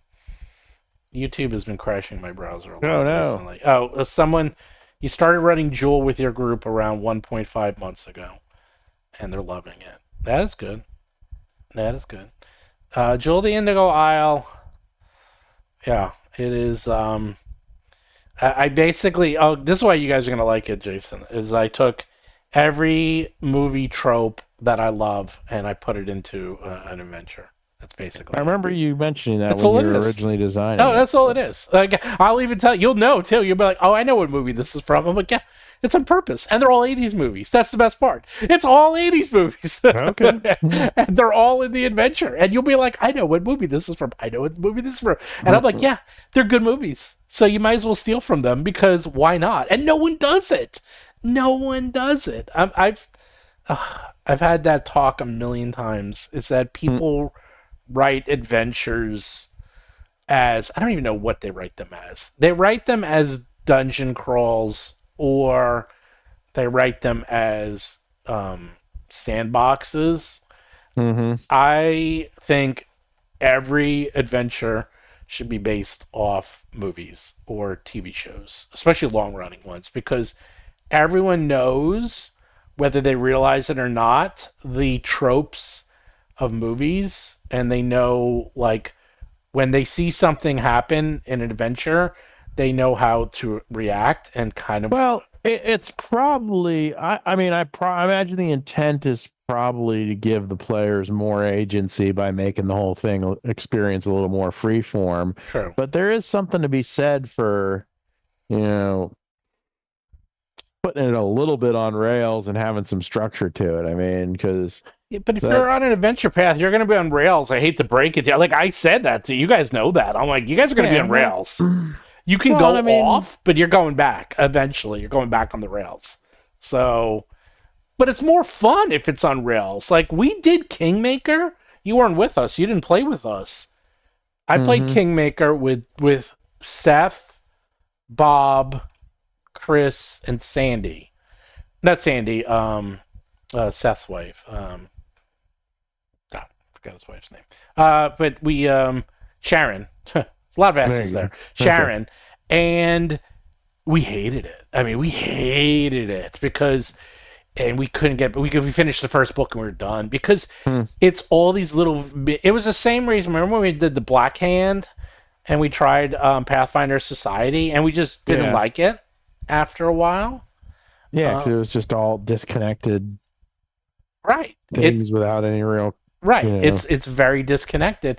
And if you're doing your own campaign and you can put it together, it's funny because there's two schools of thought. Because like Professor Dungeon Master and a lot of my friends, they'll be like, oh yeah, I only want to do free-form adventures that you just make it up as you go along. And then the adventure is what you decide, which can be fun, or you have a very, very strong pre-written game campaign story that you follow along with. And I kind of prefer that because those little fun moments are going to naturally happen while you're playing the game. You don't there's still room for improv, for lack of a better word, within that structure. I mean, well, look at like when we short circuited an entire, almost like half of the book 3 or whatever by Seth deciding to befriend the gang instead of fighting them. I mean, it's like we basically lopped out an entire chunk of an entire quote unquote dungeon just by dungeon crawl just by like doing a little bit of role playing and kind of coming up with a different way to do it. So I mean, you don't have to totally accept everything, but well, that's the thing. It's that they're like, oh, it's more fun if they figure it out. I'm like, I actually disagree, because you're gonna have that naturally anyhow. Okay, here's a perfect example. Is if you watch Larry David, if you watch Curb Your Enthusiasm, the way he does Curb Your Enthusiasm is that the show is half written and half improv. So they have an overarching story that they have to get to different beats. Yeah, they know where A, B, and C are. Right. And they know what they need to do to get there. Right. But then they improv. But within that, they just kind of wing it, yeah. They improv most of the rest. The rest is just them figuring. They just improv it. And that's how they do the show. And sometimes it works, sometimes it doesn't. But that's how I feel like the best D&D and Pathfinder sessions are, is that there's an overarching arch, and you're going to get from point A to B to C, and here's all the cool things that can happen. But it doesn't mean that you have to. It's not on rails. It's more like guideposts. So makes sense. Well, even like when you guys are in the dungeons, you'll be like, all right, just wherever you want to go. Like, I don't really tell you guys. You just figure it out, and I mean, you all end up going in the same location by the end, and you kind of hit everything. Even that last one, because the last dungeon you're in, there was 3 directions you can go in. And I didn't know where you were going to go. You're like, it didn't matter to me. And you ended up, ended up going there. Yep. So wait, here's a question. You have a question. Steven, do you feel it is odd that 5e has a cottage industry on YouTube based on fixing it? Not really. Okay, so Gen Con, go to Gen Con TV. On Gen Con TV, during Gen Con, they had a talk they did these very good talks of the people who were there, and they did a talk on 1st edition, 2nd, 3rd, 4th, and 5th. And watch the talks on 5th edition, and watch the talks on, and you can watch talks on all of them, but when you watch the talk on 5th edition, you'll see that it's a miracle. Like they were just throwing stuff together and praying, and it was literally just, they didn't expect it to do nearly that well. And Baldur's Gate Descent into Avernus, that adventure was like hacked together into pieces because they just need, over and over again, I will keep telling it, I keep saying it, is that it is a miracle that D&D exists. If you listen to the history, I can't believe that A, D&D still exists, and B, that people are still playing it, because it should have died 100 times. Although the funniest thing was, during one of the talks, they were saying when TSR was bought by Wizards of the Coast, they said, "Oh, thank God Wizards of the Coast bought us and not Hasbro." Which ended up being a joke, because like Hasbro ended up buying Wizards of the Coast. I'm like, oh. But yeah, there's a lot of parts of D&D that are freaking mess. But that just shows you how powerful it is that, when you play it. Oh, and the other thing, I just saw an interview. Jason Alexander has a podcast, and he just did a podcast on Dungeons and Dragons. What, George from Seifter? Yes. That Jason Alexander? Yes, Jason Alexander. Okay. And it was basically him trying to understand what it is, and he says, oh, my kids play it, I've heard of it, obviously, what is it? And then He had the guy who did Playing the World. Yeah, I forget the author's name, but I remember the book. Yeah, he was on to explain what D&D was, and he did a pretty good job.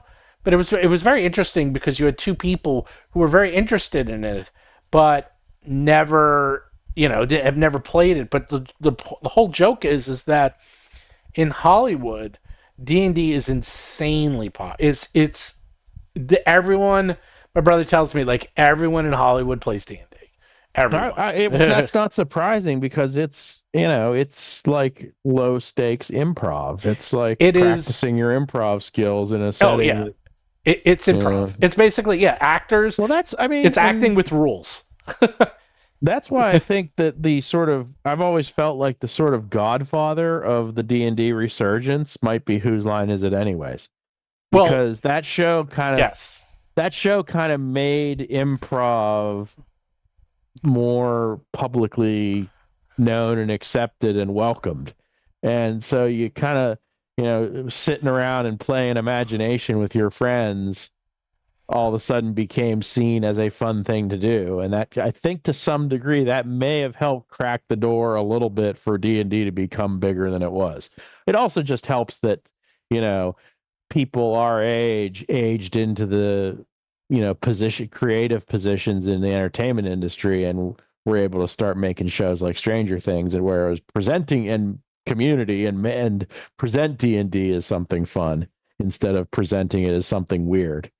So I mean, there's a couple different things, but I think Whose Line is at least a stealth contributor to the popularity coming back. Well, not only is Whose Line one of the main reasons, but then if you watched Harmontown was co-hosted by was it Jeff Davis? Yeah, from Whose Line. So it was that was the best when they did Harmon Quest. God, it was so good because you have these, and then they would get the guests on, and they would literally get people who are professional improvers doing D&D.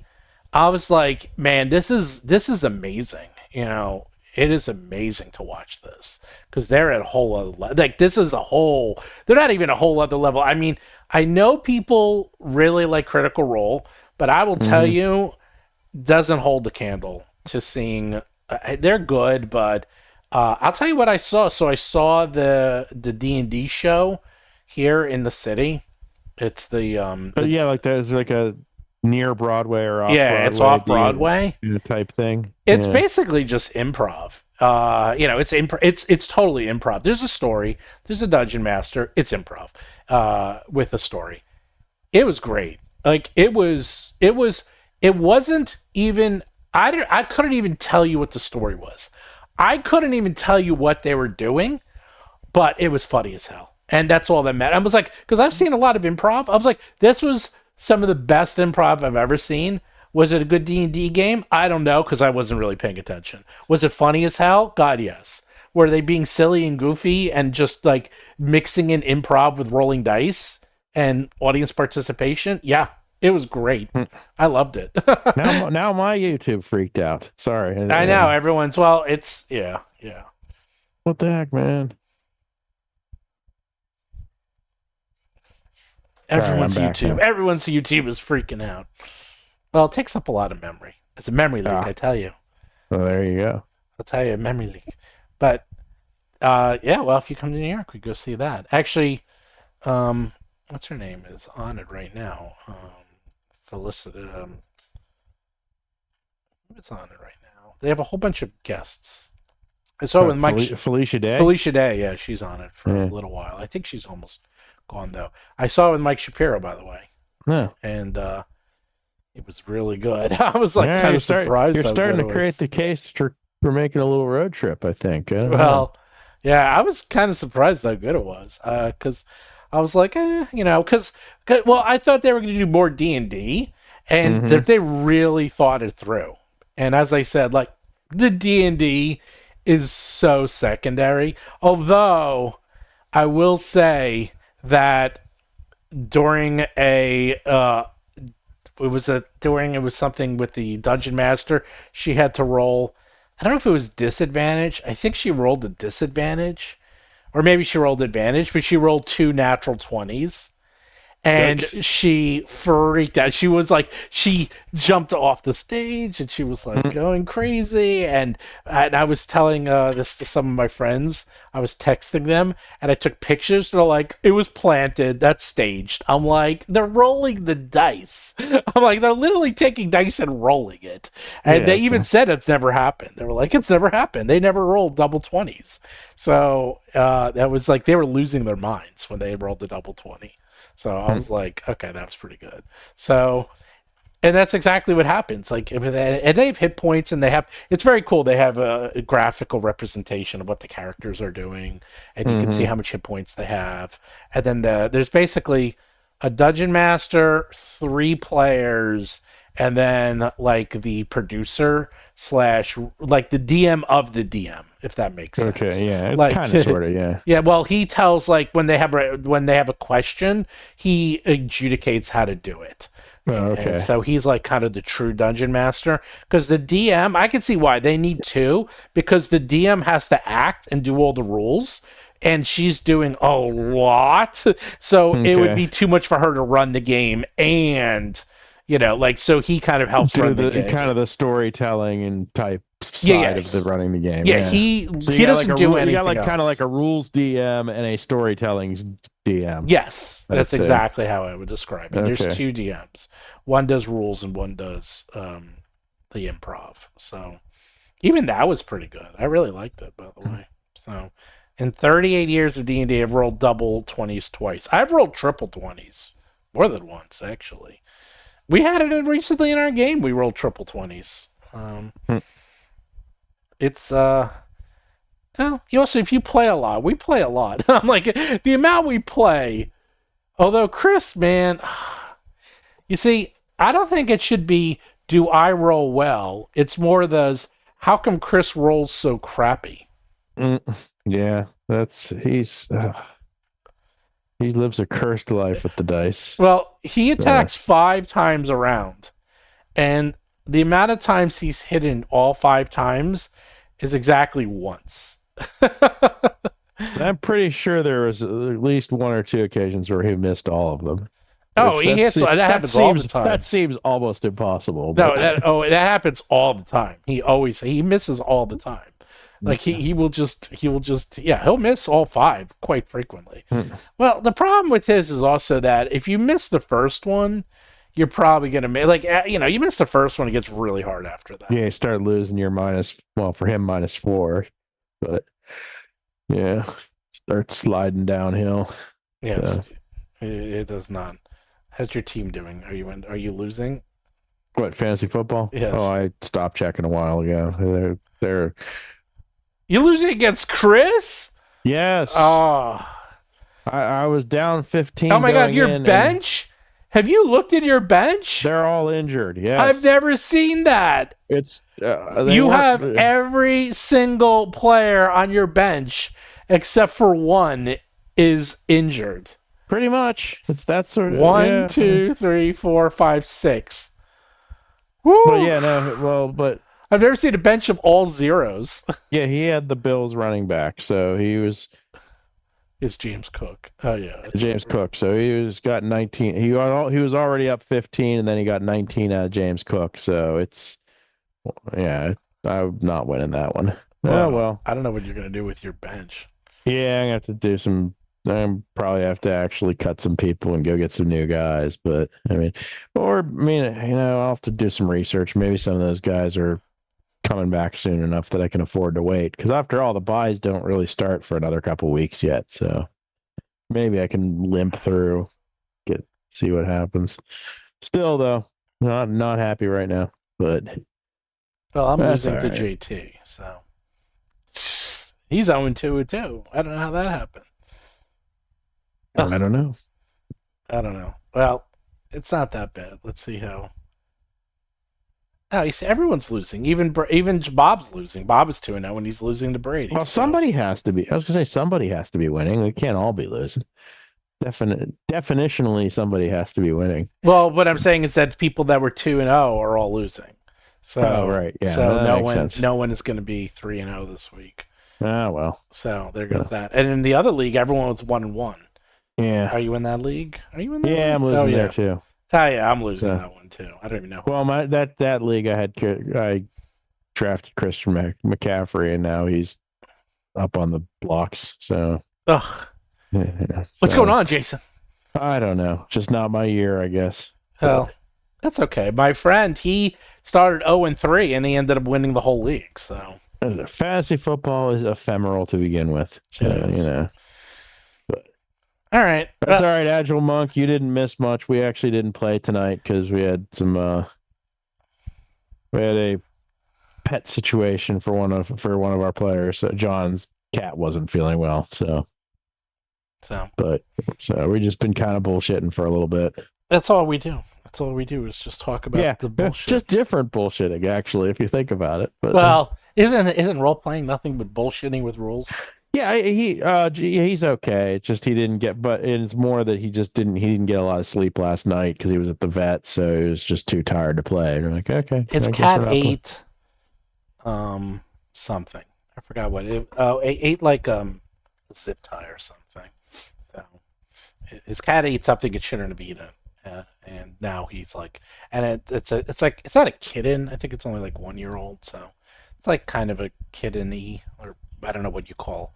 I don't know. It's not a puppy. It's not a kitten. It's something between. So it's an old kitten. I will leave it at that. And I think he has like 3 cats now. John became a cat person very quickly. He went from 1 cat to 0 cats to like 3 cats. So I'm like, okay, John, I don't know what happened. And you only have 1 dog though, right? 2. I got 2 at the moment. Oh, you still have. So- Where's the other one? She's around. I never see her. She's older. She just doesn't. She just kind of sleeps a lot and does her own. Also, since she's a rescue, she's just never been that as affectionate. She just kind of does her own thing. Mhm. I mean, she's nice. I mean, she's okay, but she doesn't really do a lot of like parking on my lap and cuddling type things. Whereas the other one is completely needy and clingy. So, Luna. Yes, I'm talking to you. What are you doing? You want to come over here again? Come on. Oh, you're gonna get tangled in the mic though. Don't do it. Don't get tangled. Don't get tangled. Yeah, that dog. That dog is a cat. She is also part parrot because she parks on my shoulder sometimes. I've seen that. Well, that dog in the winter, she just likes to just sit like in your coat. Yep. That dog is a cat. What type of dog is that, by the way? Some sort of Chihuahua mix. I don't know exactly what else she might have, but every once in a while the ears will stick up and you kind of see the Chihuahua in her. Does she shed? No, I don't think so. Or if she does, she's got so little hair that it's not particularly noticeable anyways. She kind of looks like a toy fox terrier or a rat terrier. She might be a rat terrier. Mm. I don't think she's definitely not a Chihuahua. Well, because her mom was a rescue too. So her mom was a rescue, and that was the ironic thing was they thought the mom was fixed, and then it turned out she wasn't. So she had a litter of unexpected puppies, and that's how we got her. Is that she was like looking for a home for these puppies that they did not expect to have, and this was like a coworker of Annie's. So Annie's like, "Yeah, we'll take one." I'm like, and there's Luna. So wait, how much does she weigh? Last time I remember checking / went to the vet, I think it was like 6 pounds. Oh, okay. She definitely can be a toy fox terrier. She's teeny tiny. Yes, you're very small. She is tiny. Do not be ashamed of your smallness. It's a fine quality. She's looking. Yes. Yeah, you know what? Tiny dogs. I've had tiny dogs most of my life, and they're pretty handy because they. Yeah, no, I mean, I will admit to being like terrified the first month or two because at that point she was like 3 pounds, and it was like I was just always worried that like stiff breeze would like break her or something, or I'd lose track of her and sit on her or something. But But all right. after the 5th time, she's fine. Nah, she's made of rubber. Yes, rubber dog. Boing, boing, boing, boing, boing. Boing, boing, boing, boing, boing. Oh, here we go. Ready or not? That's one of my favorite movies. Ready or Not, they're making Ready or Not 2. Which one's that? I vaguely remember That was the with name. But... Samara Weaving, and remember she marries into that family, and they're like billionaires, and then they have to play that game, and in Ready or Not, and it's their wedding night, and Oh yeah, then it okay. turns out they have to kill her. Okay, And I was yeah, like, I kind of remember that. that movie I mean, was. I don't think I love that saw it in movie. theaters, but I do remember the previews for it. I love that movie. Well, the Yeah. movie, I like it because it goes in directions you just don't see. At this point in my life, if I can watch a movie and I don't know what's going to happen, You just want to be surprised. yeah, Yeah. I'm like, I'm all for it. And that one, I had no idea what's going to happen. I may have to check that out. I mean, I'll put it on my ever-growing list of things I need to watch. But Oh, and then they have Black Mirror, the new season. They just put out the 7th season. And they brought back the whole crew from the USS Callister. The first time ever they're doing a sequel. I have to admit, I don't know that I even watched season 6. I mean, I didn't. It's like I didn't dislike it. It just whenever it came out, I didn't really. 6 was okay. I didn't really notice it. It just kind of passed without really. Well, like you're saying, those shows that kind of just drop and then disappear, and nobody really talks about them. Well, that one they always, because that's always been the problem with Black Mirror was pretty good. Season 6 was pretty good, but I don't know. USS Callister was very good. Probably. That's one of the best episodes I've ever seen. Yeah, and now they're doing a sequel, and I'm very excited about that. And the cast is so good. But you saw they did. I'm very excited when they did. Well, so this is the thing with Netflix. Netflix always releases their best. They do internal ratings and they do internal testing to see what's going to do the best. And they always release what they think is going to be the best during Christmas. Mm-hmm. Always. And you've seen it. They've done it. Like Bird Box came out during Christmas. Like they always do it. And they always save one of their big releases for them. Well, because so many people, I don't know if it happens as much as it used to, but so many people get smartphones or tablets. Oh yeah, or computers, trying to cash in on all the people who are getting new and devices. The very first thing they do is watch Netflix. Like that's literally like and people are around, and there's nothing to do during the holidays. And I don't know if this is true anymore. They used to do this thing where you can't update your iOS or your the apps during Christmas. Like it's they can be updated every time, but there's a few days that are locked out. So basically the week of Christmas, I don't know if that's true anymore. So long story short, they always release their very, very best episode for the entire year. What they think is going to be at least necessarily the best, but what they think is going to get the most buzz and get the most hit. And Squid Game 2 is coming out this Christmas. And I was like, oh my God. I don't know if you noticed, but when Squid Game came out, 1 in 10 people on planet Earth watched Squid Game. I didn't know it was that. I knew it was big. I didn't necessarily know it was that big. It was that big. It was that big. Like, it's like, 1 in 10 people on Earth, on the planet Earth, have watched Squid Game. Crazy. That's how popular it was. I'm like, I'm torn between. I mean, the first season was so good, just tight and perfect, and I don't know what another part of me is like. Yes, I will take any more information, any more content from this universe. Part of me is like, what's another season going to add to that? Because it was already pretty good. Well, there's a few things. I'm willing to give it a shot. They said they can talk about the back end, because it looks like that the people working there are also they're basically like captured. Like they don't know there's some sort of thing about the people who work there not having total free will or control either. Right. And then of course there's also the whole, who's watching the game, and clearly there seems to be some sort of, they're implying there's like a worldwide audience. Yes. And it's like, who are those people? And there's worldwide shows, because they were saying, I remember those guys who came in, they're like, oh, Korea's games are the best, and I was so like, it implies there's Squid Games in other countries too. So I mean, I do understand. I do kind of get. Yeah, there's other stuff that could be explored in that universe, but that first season was just so tight and just it was done. So well done.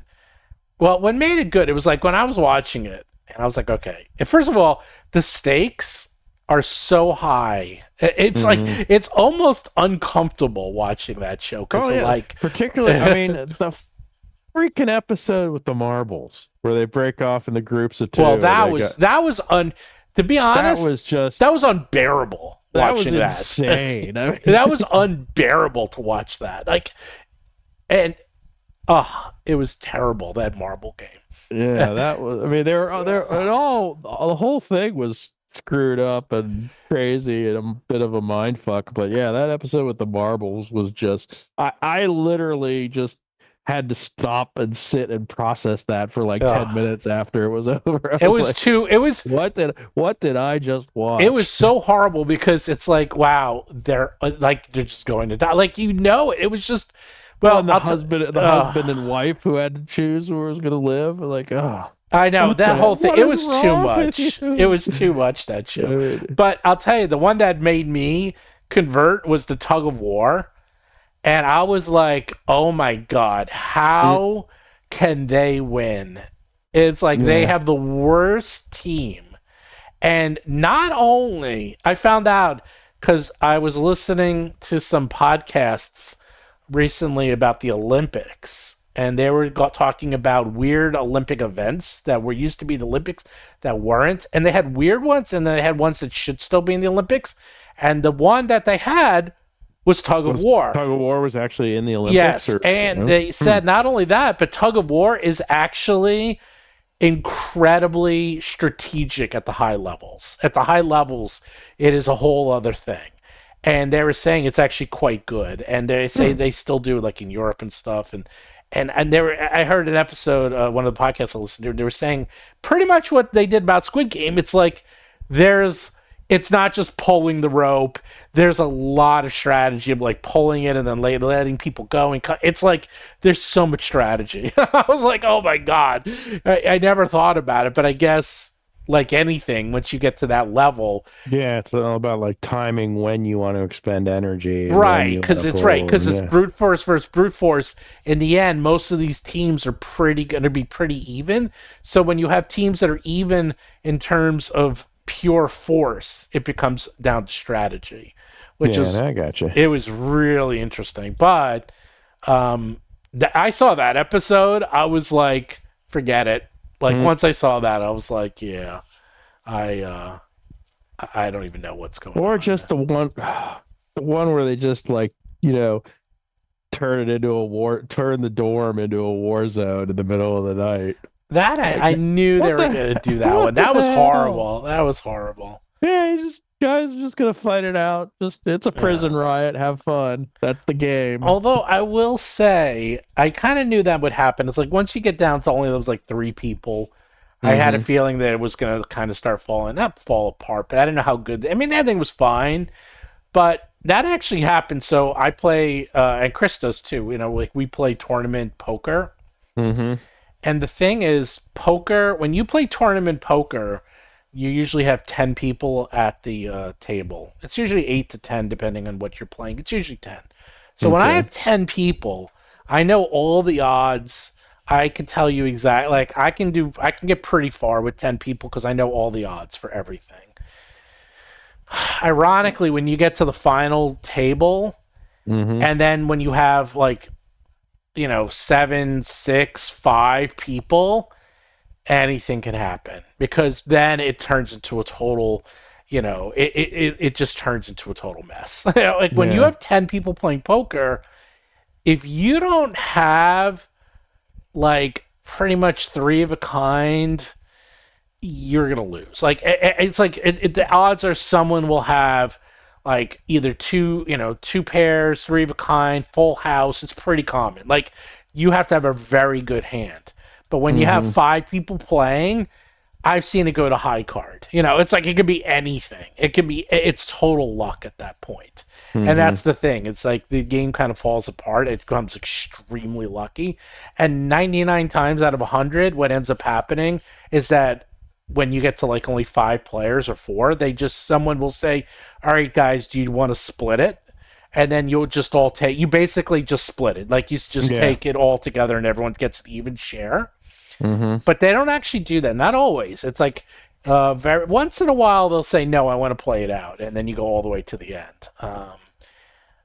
But especially if the person, it's like one person's really dominating, they're like, no, but then you can lose one hand and then you're like, you're out. So anyhow, my point being is that when Squid Game was really good, but then once it got down to like 3 contestants, it got a little weird. But by the way, I saw on YouTube, oh my God. So, there's a million of these Squid Game, they basically did Squid Game, but from YouTube with people. It wasn't the Mr. Beast one. Maybe it was. No, but they all kind of like a bunch of influencers all kind of ran with that. Yeah. Well, I saw one and I got to find it, but they did the marble game. Okay. Okay. And they were together for a while, so they all knew each other. And they also knew the games. Like they knew what was coming. Yeah. So I think the way the marble game was is I don't think you got to choose. I think it was random. But there was these 2 women that were up against each other. And it was an older woman versus a younger woman. And you know how you start off with 10 marbles each? Mm-hmm. So the younger woman was feeling really bad because she was winning. And then it got down to the older woman. And they were just doing like a luck. They were doing like, how many marbles do I have in my hand type thing. Like even or odd. That's all it was. Yeah. And then the woman who, she's like, I feel so bad. She had 19 marbles and the old woman had 1. And she's like, and she's sitting there. She's crying. She feels so terrible. And then the old woman won. And went to 2, and then she won again, and she won again, and she won again, and she won again, and she never lost. And then it went all the way from I'm sitting there like, oh my God, like I couldn't believe, I couldn't believe this was real. And sure enough, and then the woman who was the young one who was crying, she wasn't crying so much by the end, let me tell you. And the old woman was just like, oh, it's okay, dear. It's okay, dear. And then the old woman won and knocked out the young one. I was like, wow. Nice. I was like, that was brutal. And I was, again, the marble game. I was like, that marble game, man. That marble game, that is like torture. That is absolute torture. You know what? They were all torture now. I think like everything of that. But that's like the physical 100. I still haven't seen the 2nd season, by the way. Yeah, you need to go see it. Is it really? Was it as good as the 1st season? Oh, that 1st season. Maybe not quite as good as the 1st season, but it still had its moments. All right. Because that ship in the 1st season, like if nothing else, they had a guy who went by the name Thanos. Oh, okay. You have to see Thanos. I'll watch it. But dude, that ship episode was mind-boggling. Like I'm surprised someone didn't die with them doing the ship. Like, if you haven't seen Physical 100 on Netflix, watch it. The 1st season. It's like a little Squid Game-y, but it's Squid like Game-y, but everyone enjoys and likes it. The general premise is like, what kind of athlete is the ultimate athlete? So it's like a bunch of different, physical contests, but some of them are based on strength, some of them are stamina, some of them are speed, and then they invite a bunch of different athletes. So you got a guy who's like a rugby player, and you got a lady who's a ballerina, and you got a firefighter and a soldier and all sorts of different people from various different, Well, the MMA guys were impressive. The MMA guys they were scary. I noticed in season 2, a lot of the guys who did CrossFit did pretty well. Oh yeah, well CrossFit. Apparently, CrossFit makes you is good all around physical training. And you know me, like I did karate, I really like to work out. I tried CrossFit. I almost died. Like, seriously? I don't mean like I almost died like, oh yeah, haha. No, like I thought I was going to die. Like, CrossFit is so hard. I was like, CrossFit makes karate look easy at the highest levels. I was like, I couldn't believe how hard CrossFit was. CrossFit's insane. So I believe it. I believe anyone in CrossFit is like a god. But the thing about, so Physical 100, You watch it. The first episodes, the first 2 episodes are really slow. I'll give it that. It gets better, but then there is the ship. That's all I'll say. The ship episode. And I watched that episode, and I still can't even believe that they did it. Like, it's I mean, they obviously test these games to see if they're physically, humanly possible. Yeah, because you wouldn't want to do a game that they couldn't that just couldn't be finished, but still. Well, I'll just say what it is. They had to basically take a wooden ship that weighed 2.5 tons, move it across sand, and then they had to put half a ton of barrels on it. So they had to move a 3-ton ship. It was 10 people moving a 3-ton ship over sand and then up a ramp. And I was like, how is that? And the ship is gigantic. It's like the size of a house. I'm like, how is that possible? Like it's 3 tons. And these guys are the strongest people on planet Earth, and they're not sweating. There is oceans. You see oceans of sweat coming off these guys. Yeah, sweating does not do it justice. No, sweating does not do justice to what these people are going through. Like, I'm sitting there like, how are they not dead? Like, I'm watching this, I'm like, how are they alive? And more importantly, how are they doing this? Like, when they had to bring it up the ramp, and they're like, these gigantic, I mean, these are literally the strongest people in the entire world. Like, some of these guys have won multiple competitions, and they're like, okay, 1, 2, 3, and they pull, and it goes up half an inch. You know, I'm like the boat moves an inch. You're like, oh man. I was like, oh my god. I'm like, how is this possible? I feel like this was like to build the pyramids. I was like, but they do it. It's like they do it. They're like, and they're like screaming at each other. I'm like, oh my god. If anything, you have to watch that one episode. That one episode is worth it. Yeah, Physical 100 season 1. Look for the one that has a boat. It's like probably like the next to last episode of whatever the first season, however many episodes. No, it was like episode like 4 or 5. It was right in the middle because they had 30 contestants at that time. Okay, you may be right. I thought it was closer to the end. Well, I think it was closer to the end because like the first 2 challenges they had so many people forever. That they take. Like they do multiple episodes for one contest or whatever. Yeah, no, it was that one. That show is so good. But anyhow, Squid Game 2. God, I'm very excited. Squid Game 1, man, that thing. Well, just get used to hearing about Squid Game during Christmas because you're gonna hear like endless Squid Game. I might have to go back and refresh my memory. I'm gonna have to rewatch it. Yeah, Squid Game 1 again. Yeah, well, that's what everyone does. Like I always do that. Like I rewatched I rewatched Physical 100. So to watch. Well, similarly, I might need to go back and do WandaVision to kind of get my palette set for for the Agatha thing. Maybe not. I mean, I kind of remember I remember the overall story beats. I mean, so I'm probably be okay. I mean, I don't think I need to. I don't need to watch WandaVision. WandaVision, the thing is, like, it started off really good, but then it just... So many of those shows, like, start off really... It was a very interesting concept, but then it got kind of... I don't think it was that great. All right, well, we've been going 2 hours. I think that's enough. Right. You seem tired. Well, I am. I've been yawning a little bit, but that's all right. That's okay. Unless people have some amazing things they want us to talk about, but no one has even chatted in like.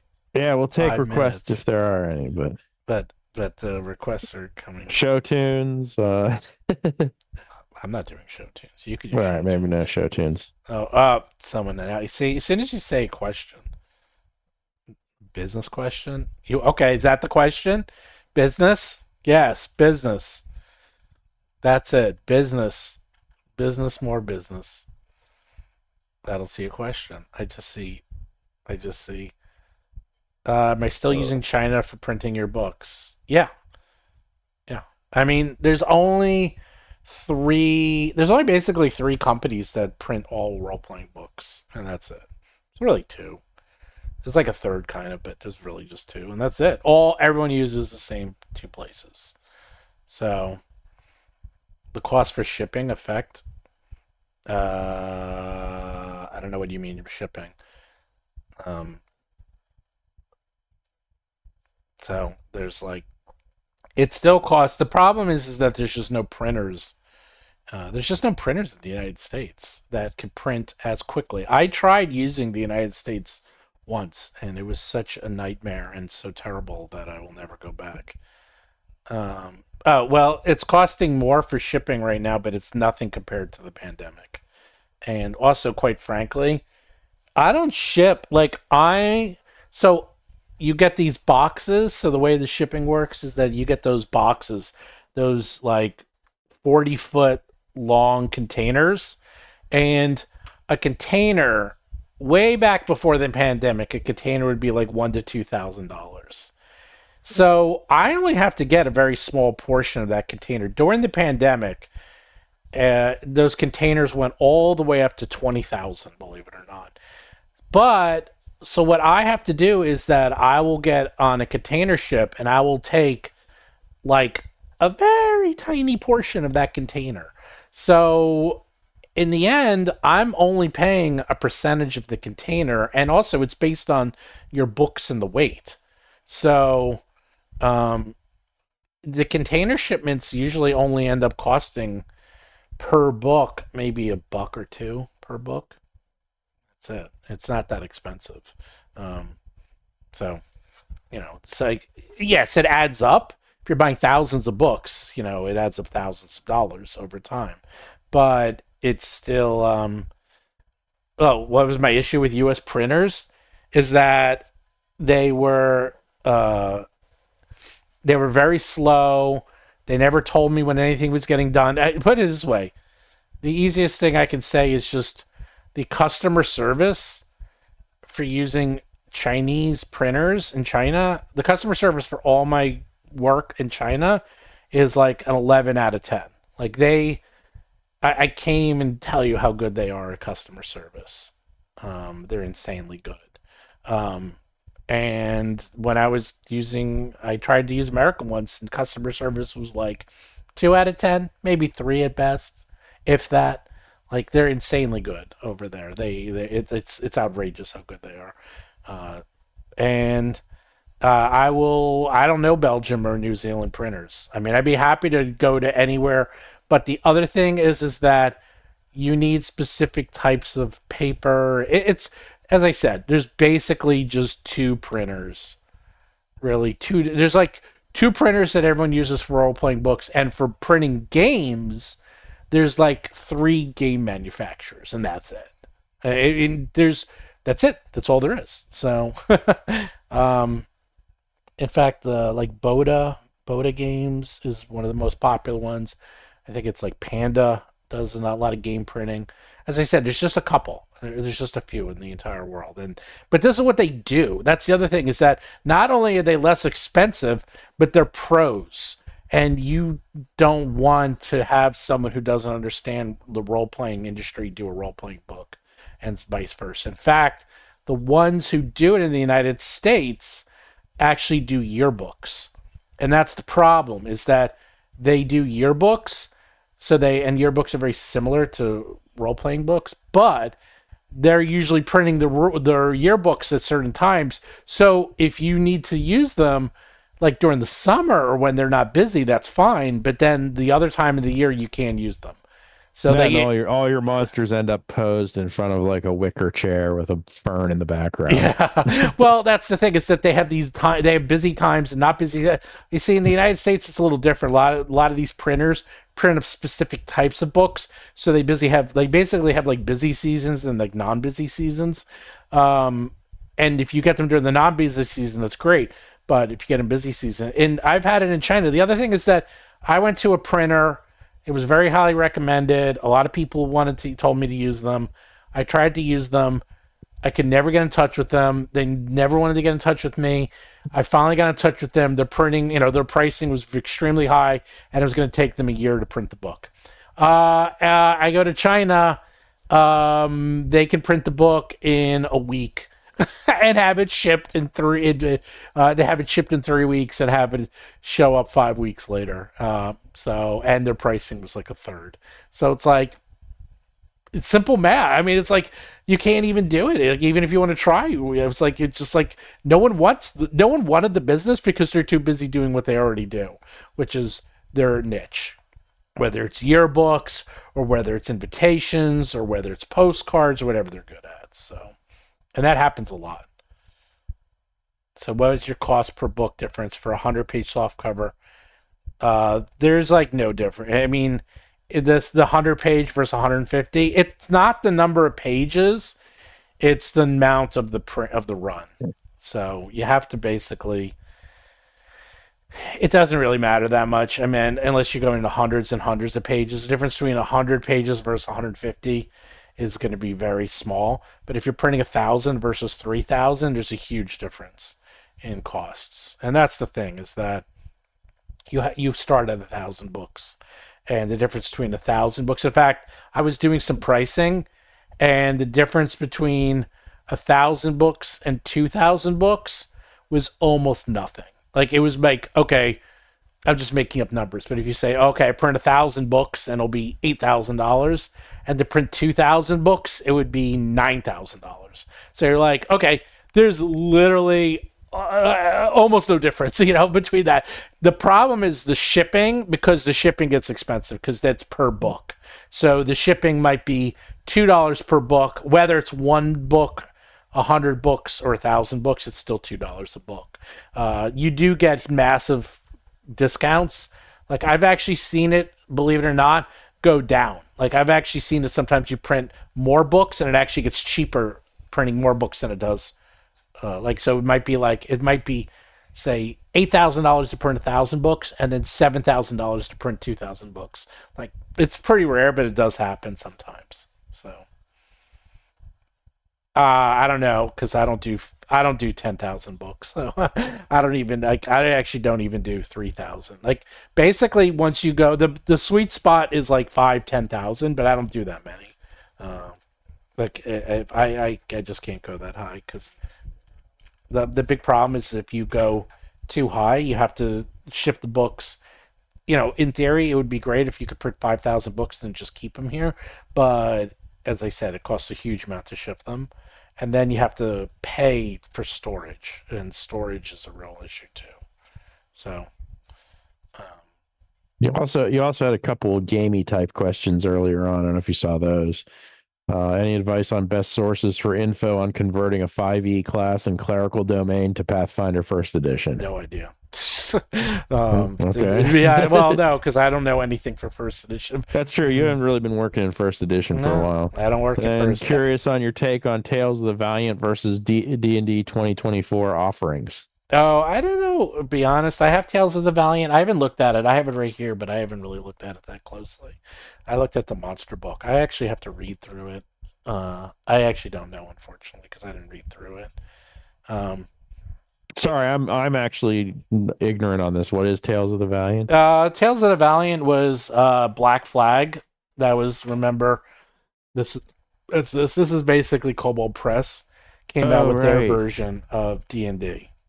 Okay, yeah. And from what I understand is that it's very close to D&D, but the big issue is that it's so close that people are sort of like, well, I thought it was going to be different, but I knew they wouldn't make it that different because... Weren't they the ones who first bucked the OGL before Paizo organized around Orc?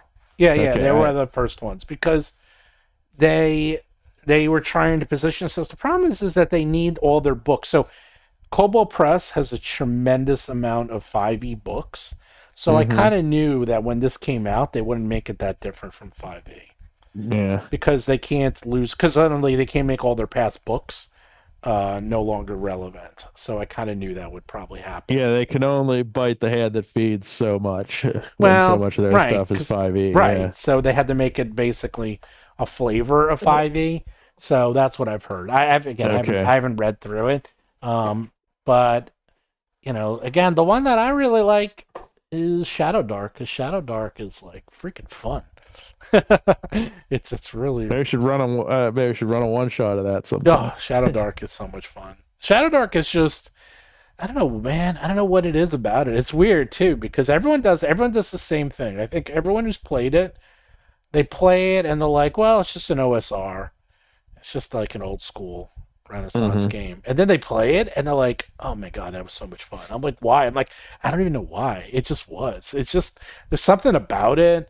It's just, I can't describe it. I don't know why it's so much fun, but it really is. I've played it several times and I've never died. Everyone dies in Shadowdark. I've never died.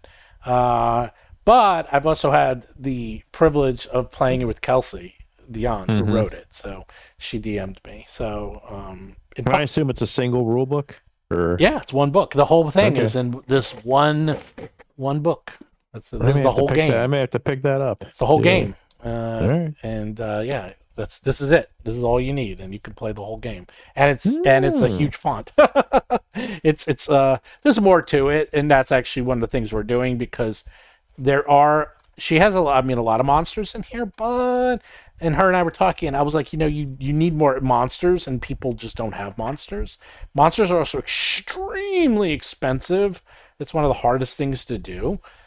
So we're going to come out with the Battlezoo Bestiary Shadowdark because we'll have art for every single monster and we'll have it'll be a little beefier too, and we'll have lots of options so you can do a lot of cool things. And we have hundreds. I have something like 500 monsters, so we're going to add, and they're all weird. So yeah, imagine something about Shadowdark. I don't know why. It's just so freaking cool. People love it, and I didn't understand it until I played it, and I'm like, damn, it is cool. I don't know why, man. I don't know why, because there's a lot of these types of games. They're all very similar to one another, but this one seemed to hit the nail on the head. I knew it was working because I went to a convention last winter here. And it was very small. It was like 1,000 people, and half the games were Shadowdark. And I was like, whoa, like half of them? And then I went to another convention, and like half the games were Shadowdark. Went to Origins this year. They had hundreds and hundreds of games of Shadowdark. But then you look and you see how many people, I'm not throwing them under the bus, but you see how many people are playing Tales from the Valiant. Not that many. How many people playing Call? Let's look at the other games. It caught the winds culturally in a way that other games didn't. Even if it, Well, think about Avatar. Avatar: The Last Airbender made $10 million. It was the biggest Kickstarter ever until Sanderson's. No one plays it. No one. Like I don't see it anywhere. Like you look it up and there'll be like no games. It just doesn't get. The other thing is Shadowdark because it's not like a campaign. It's very like you can play it one and done. You can play the campaign. You can just play it and have fun. It's very good for small. It plays like D&D. You know what? I think that's it. It just plays like D&D originally does. It's like you could play it however you want. You want to play it and just have fun and do an adventure and then throw away your characters? That's cool. You want to play it and level up your characters and have a long-term campaign? You can do that too. But it plays really well because in one campaign, in one 4-hour game, we went from level 1 to 3. And that's the other thing. We got up pretty fast, pretty high. And we were having a lot of fun. And leveling up your character takes 5 seconds. So I was like, okay, I got to level 2. Boom, boom, done. There we go. I literally rolled for hit points, and that was it. I was like, rolled for hit points. Okay, I got this many hit points. Okay, I'm level 2. That's it. That's literally how it works. And then interesting. Yeah, it's like you just become harder to kill really once you go up levels. So, and yeah, no, it was really good. I haven't played past level 3. Even Kelsey, who wrote it, says like past level 5, it sort of becomes a different game because it's very deadly at the low levels, and then at the higher levels, it just becomes a different game. I haven't really played it at past level 3, but yeah, it's right on. Anyhow, yes, try Shadowdark. It's really good. You've intrigued me. So. Oh, it's so easy to find. So. All right, well, now I'm going to go because now I'm tired and I want to go play something and now watch something and do something. But all right, well, good luck on your football team. Oh, too late. There's no call for that. So, well, I'm losing too. Yeah. We're all losing. So Well, and I'll throw it out there to chat that I don't. If you guys, if we ever get any cancellations, if let us know if we should do freeform stuff like this again. That's something we could. Where some of us are sometimes still around, so we aim to please. yes, we do. I don't know. Maybe you do. You're. Maybe we do. Maybe we don't. I don't know. But All right. Well, I'm gonna go watch some something. Yep. Good night, everyone. All right. Let me turn this off, and I will be back Wednesday for another live show. Cool dude. One cool dude. One cool dude and one cool dog. Yes. One cool dog. The dog is actually everyone's here for the dog, not for you. There you go.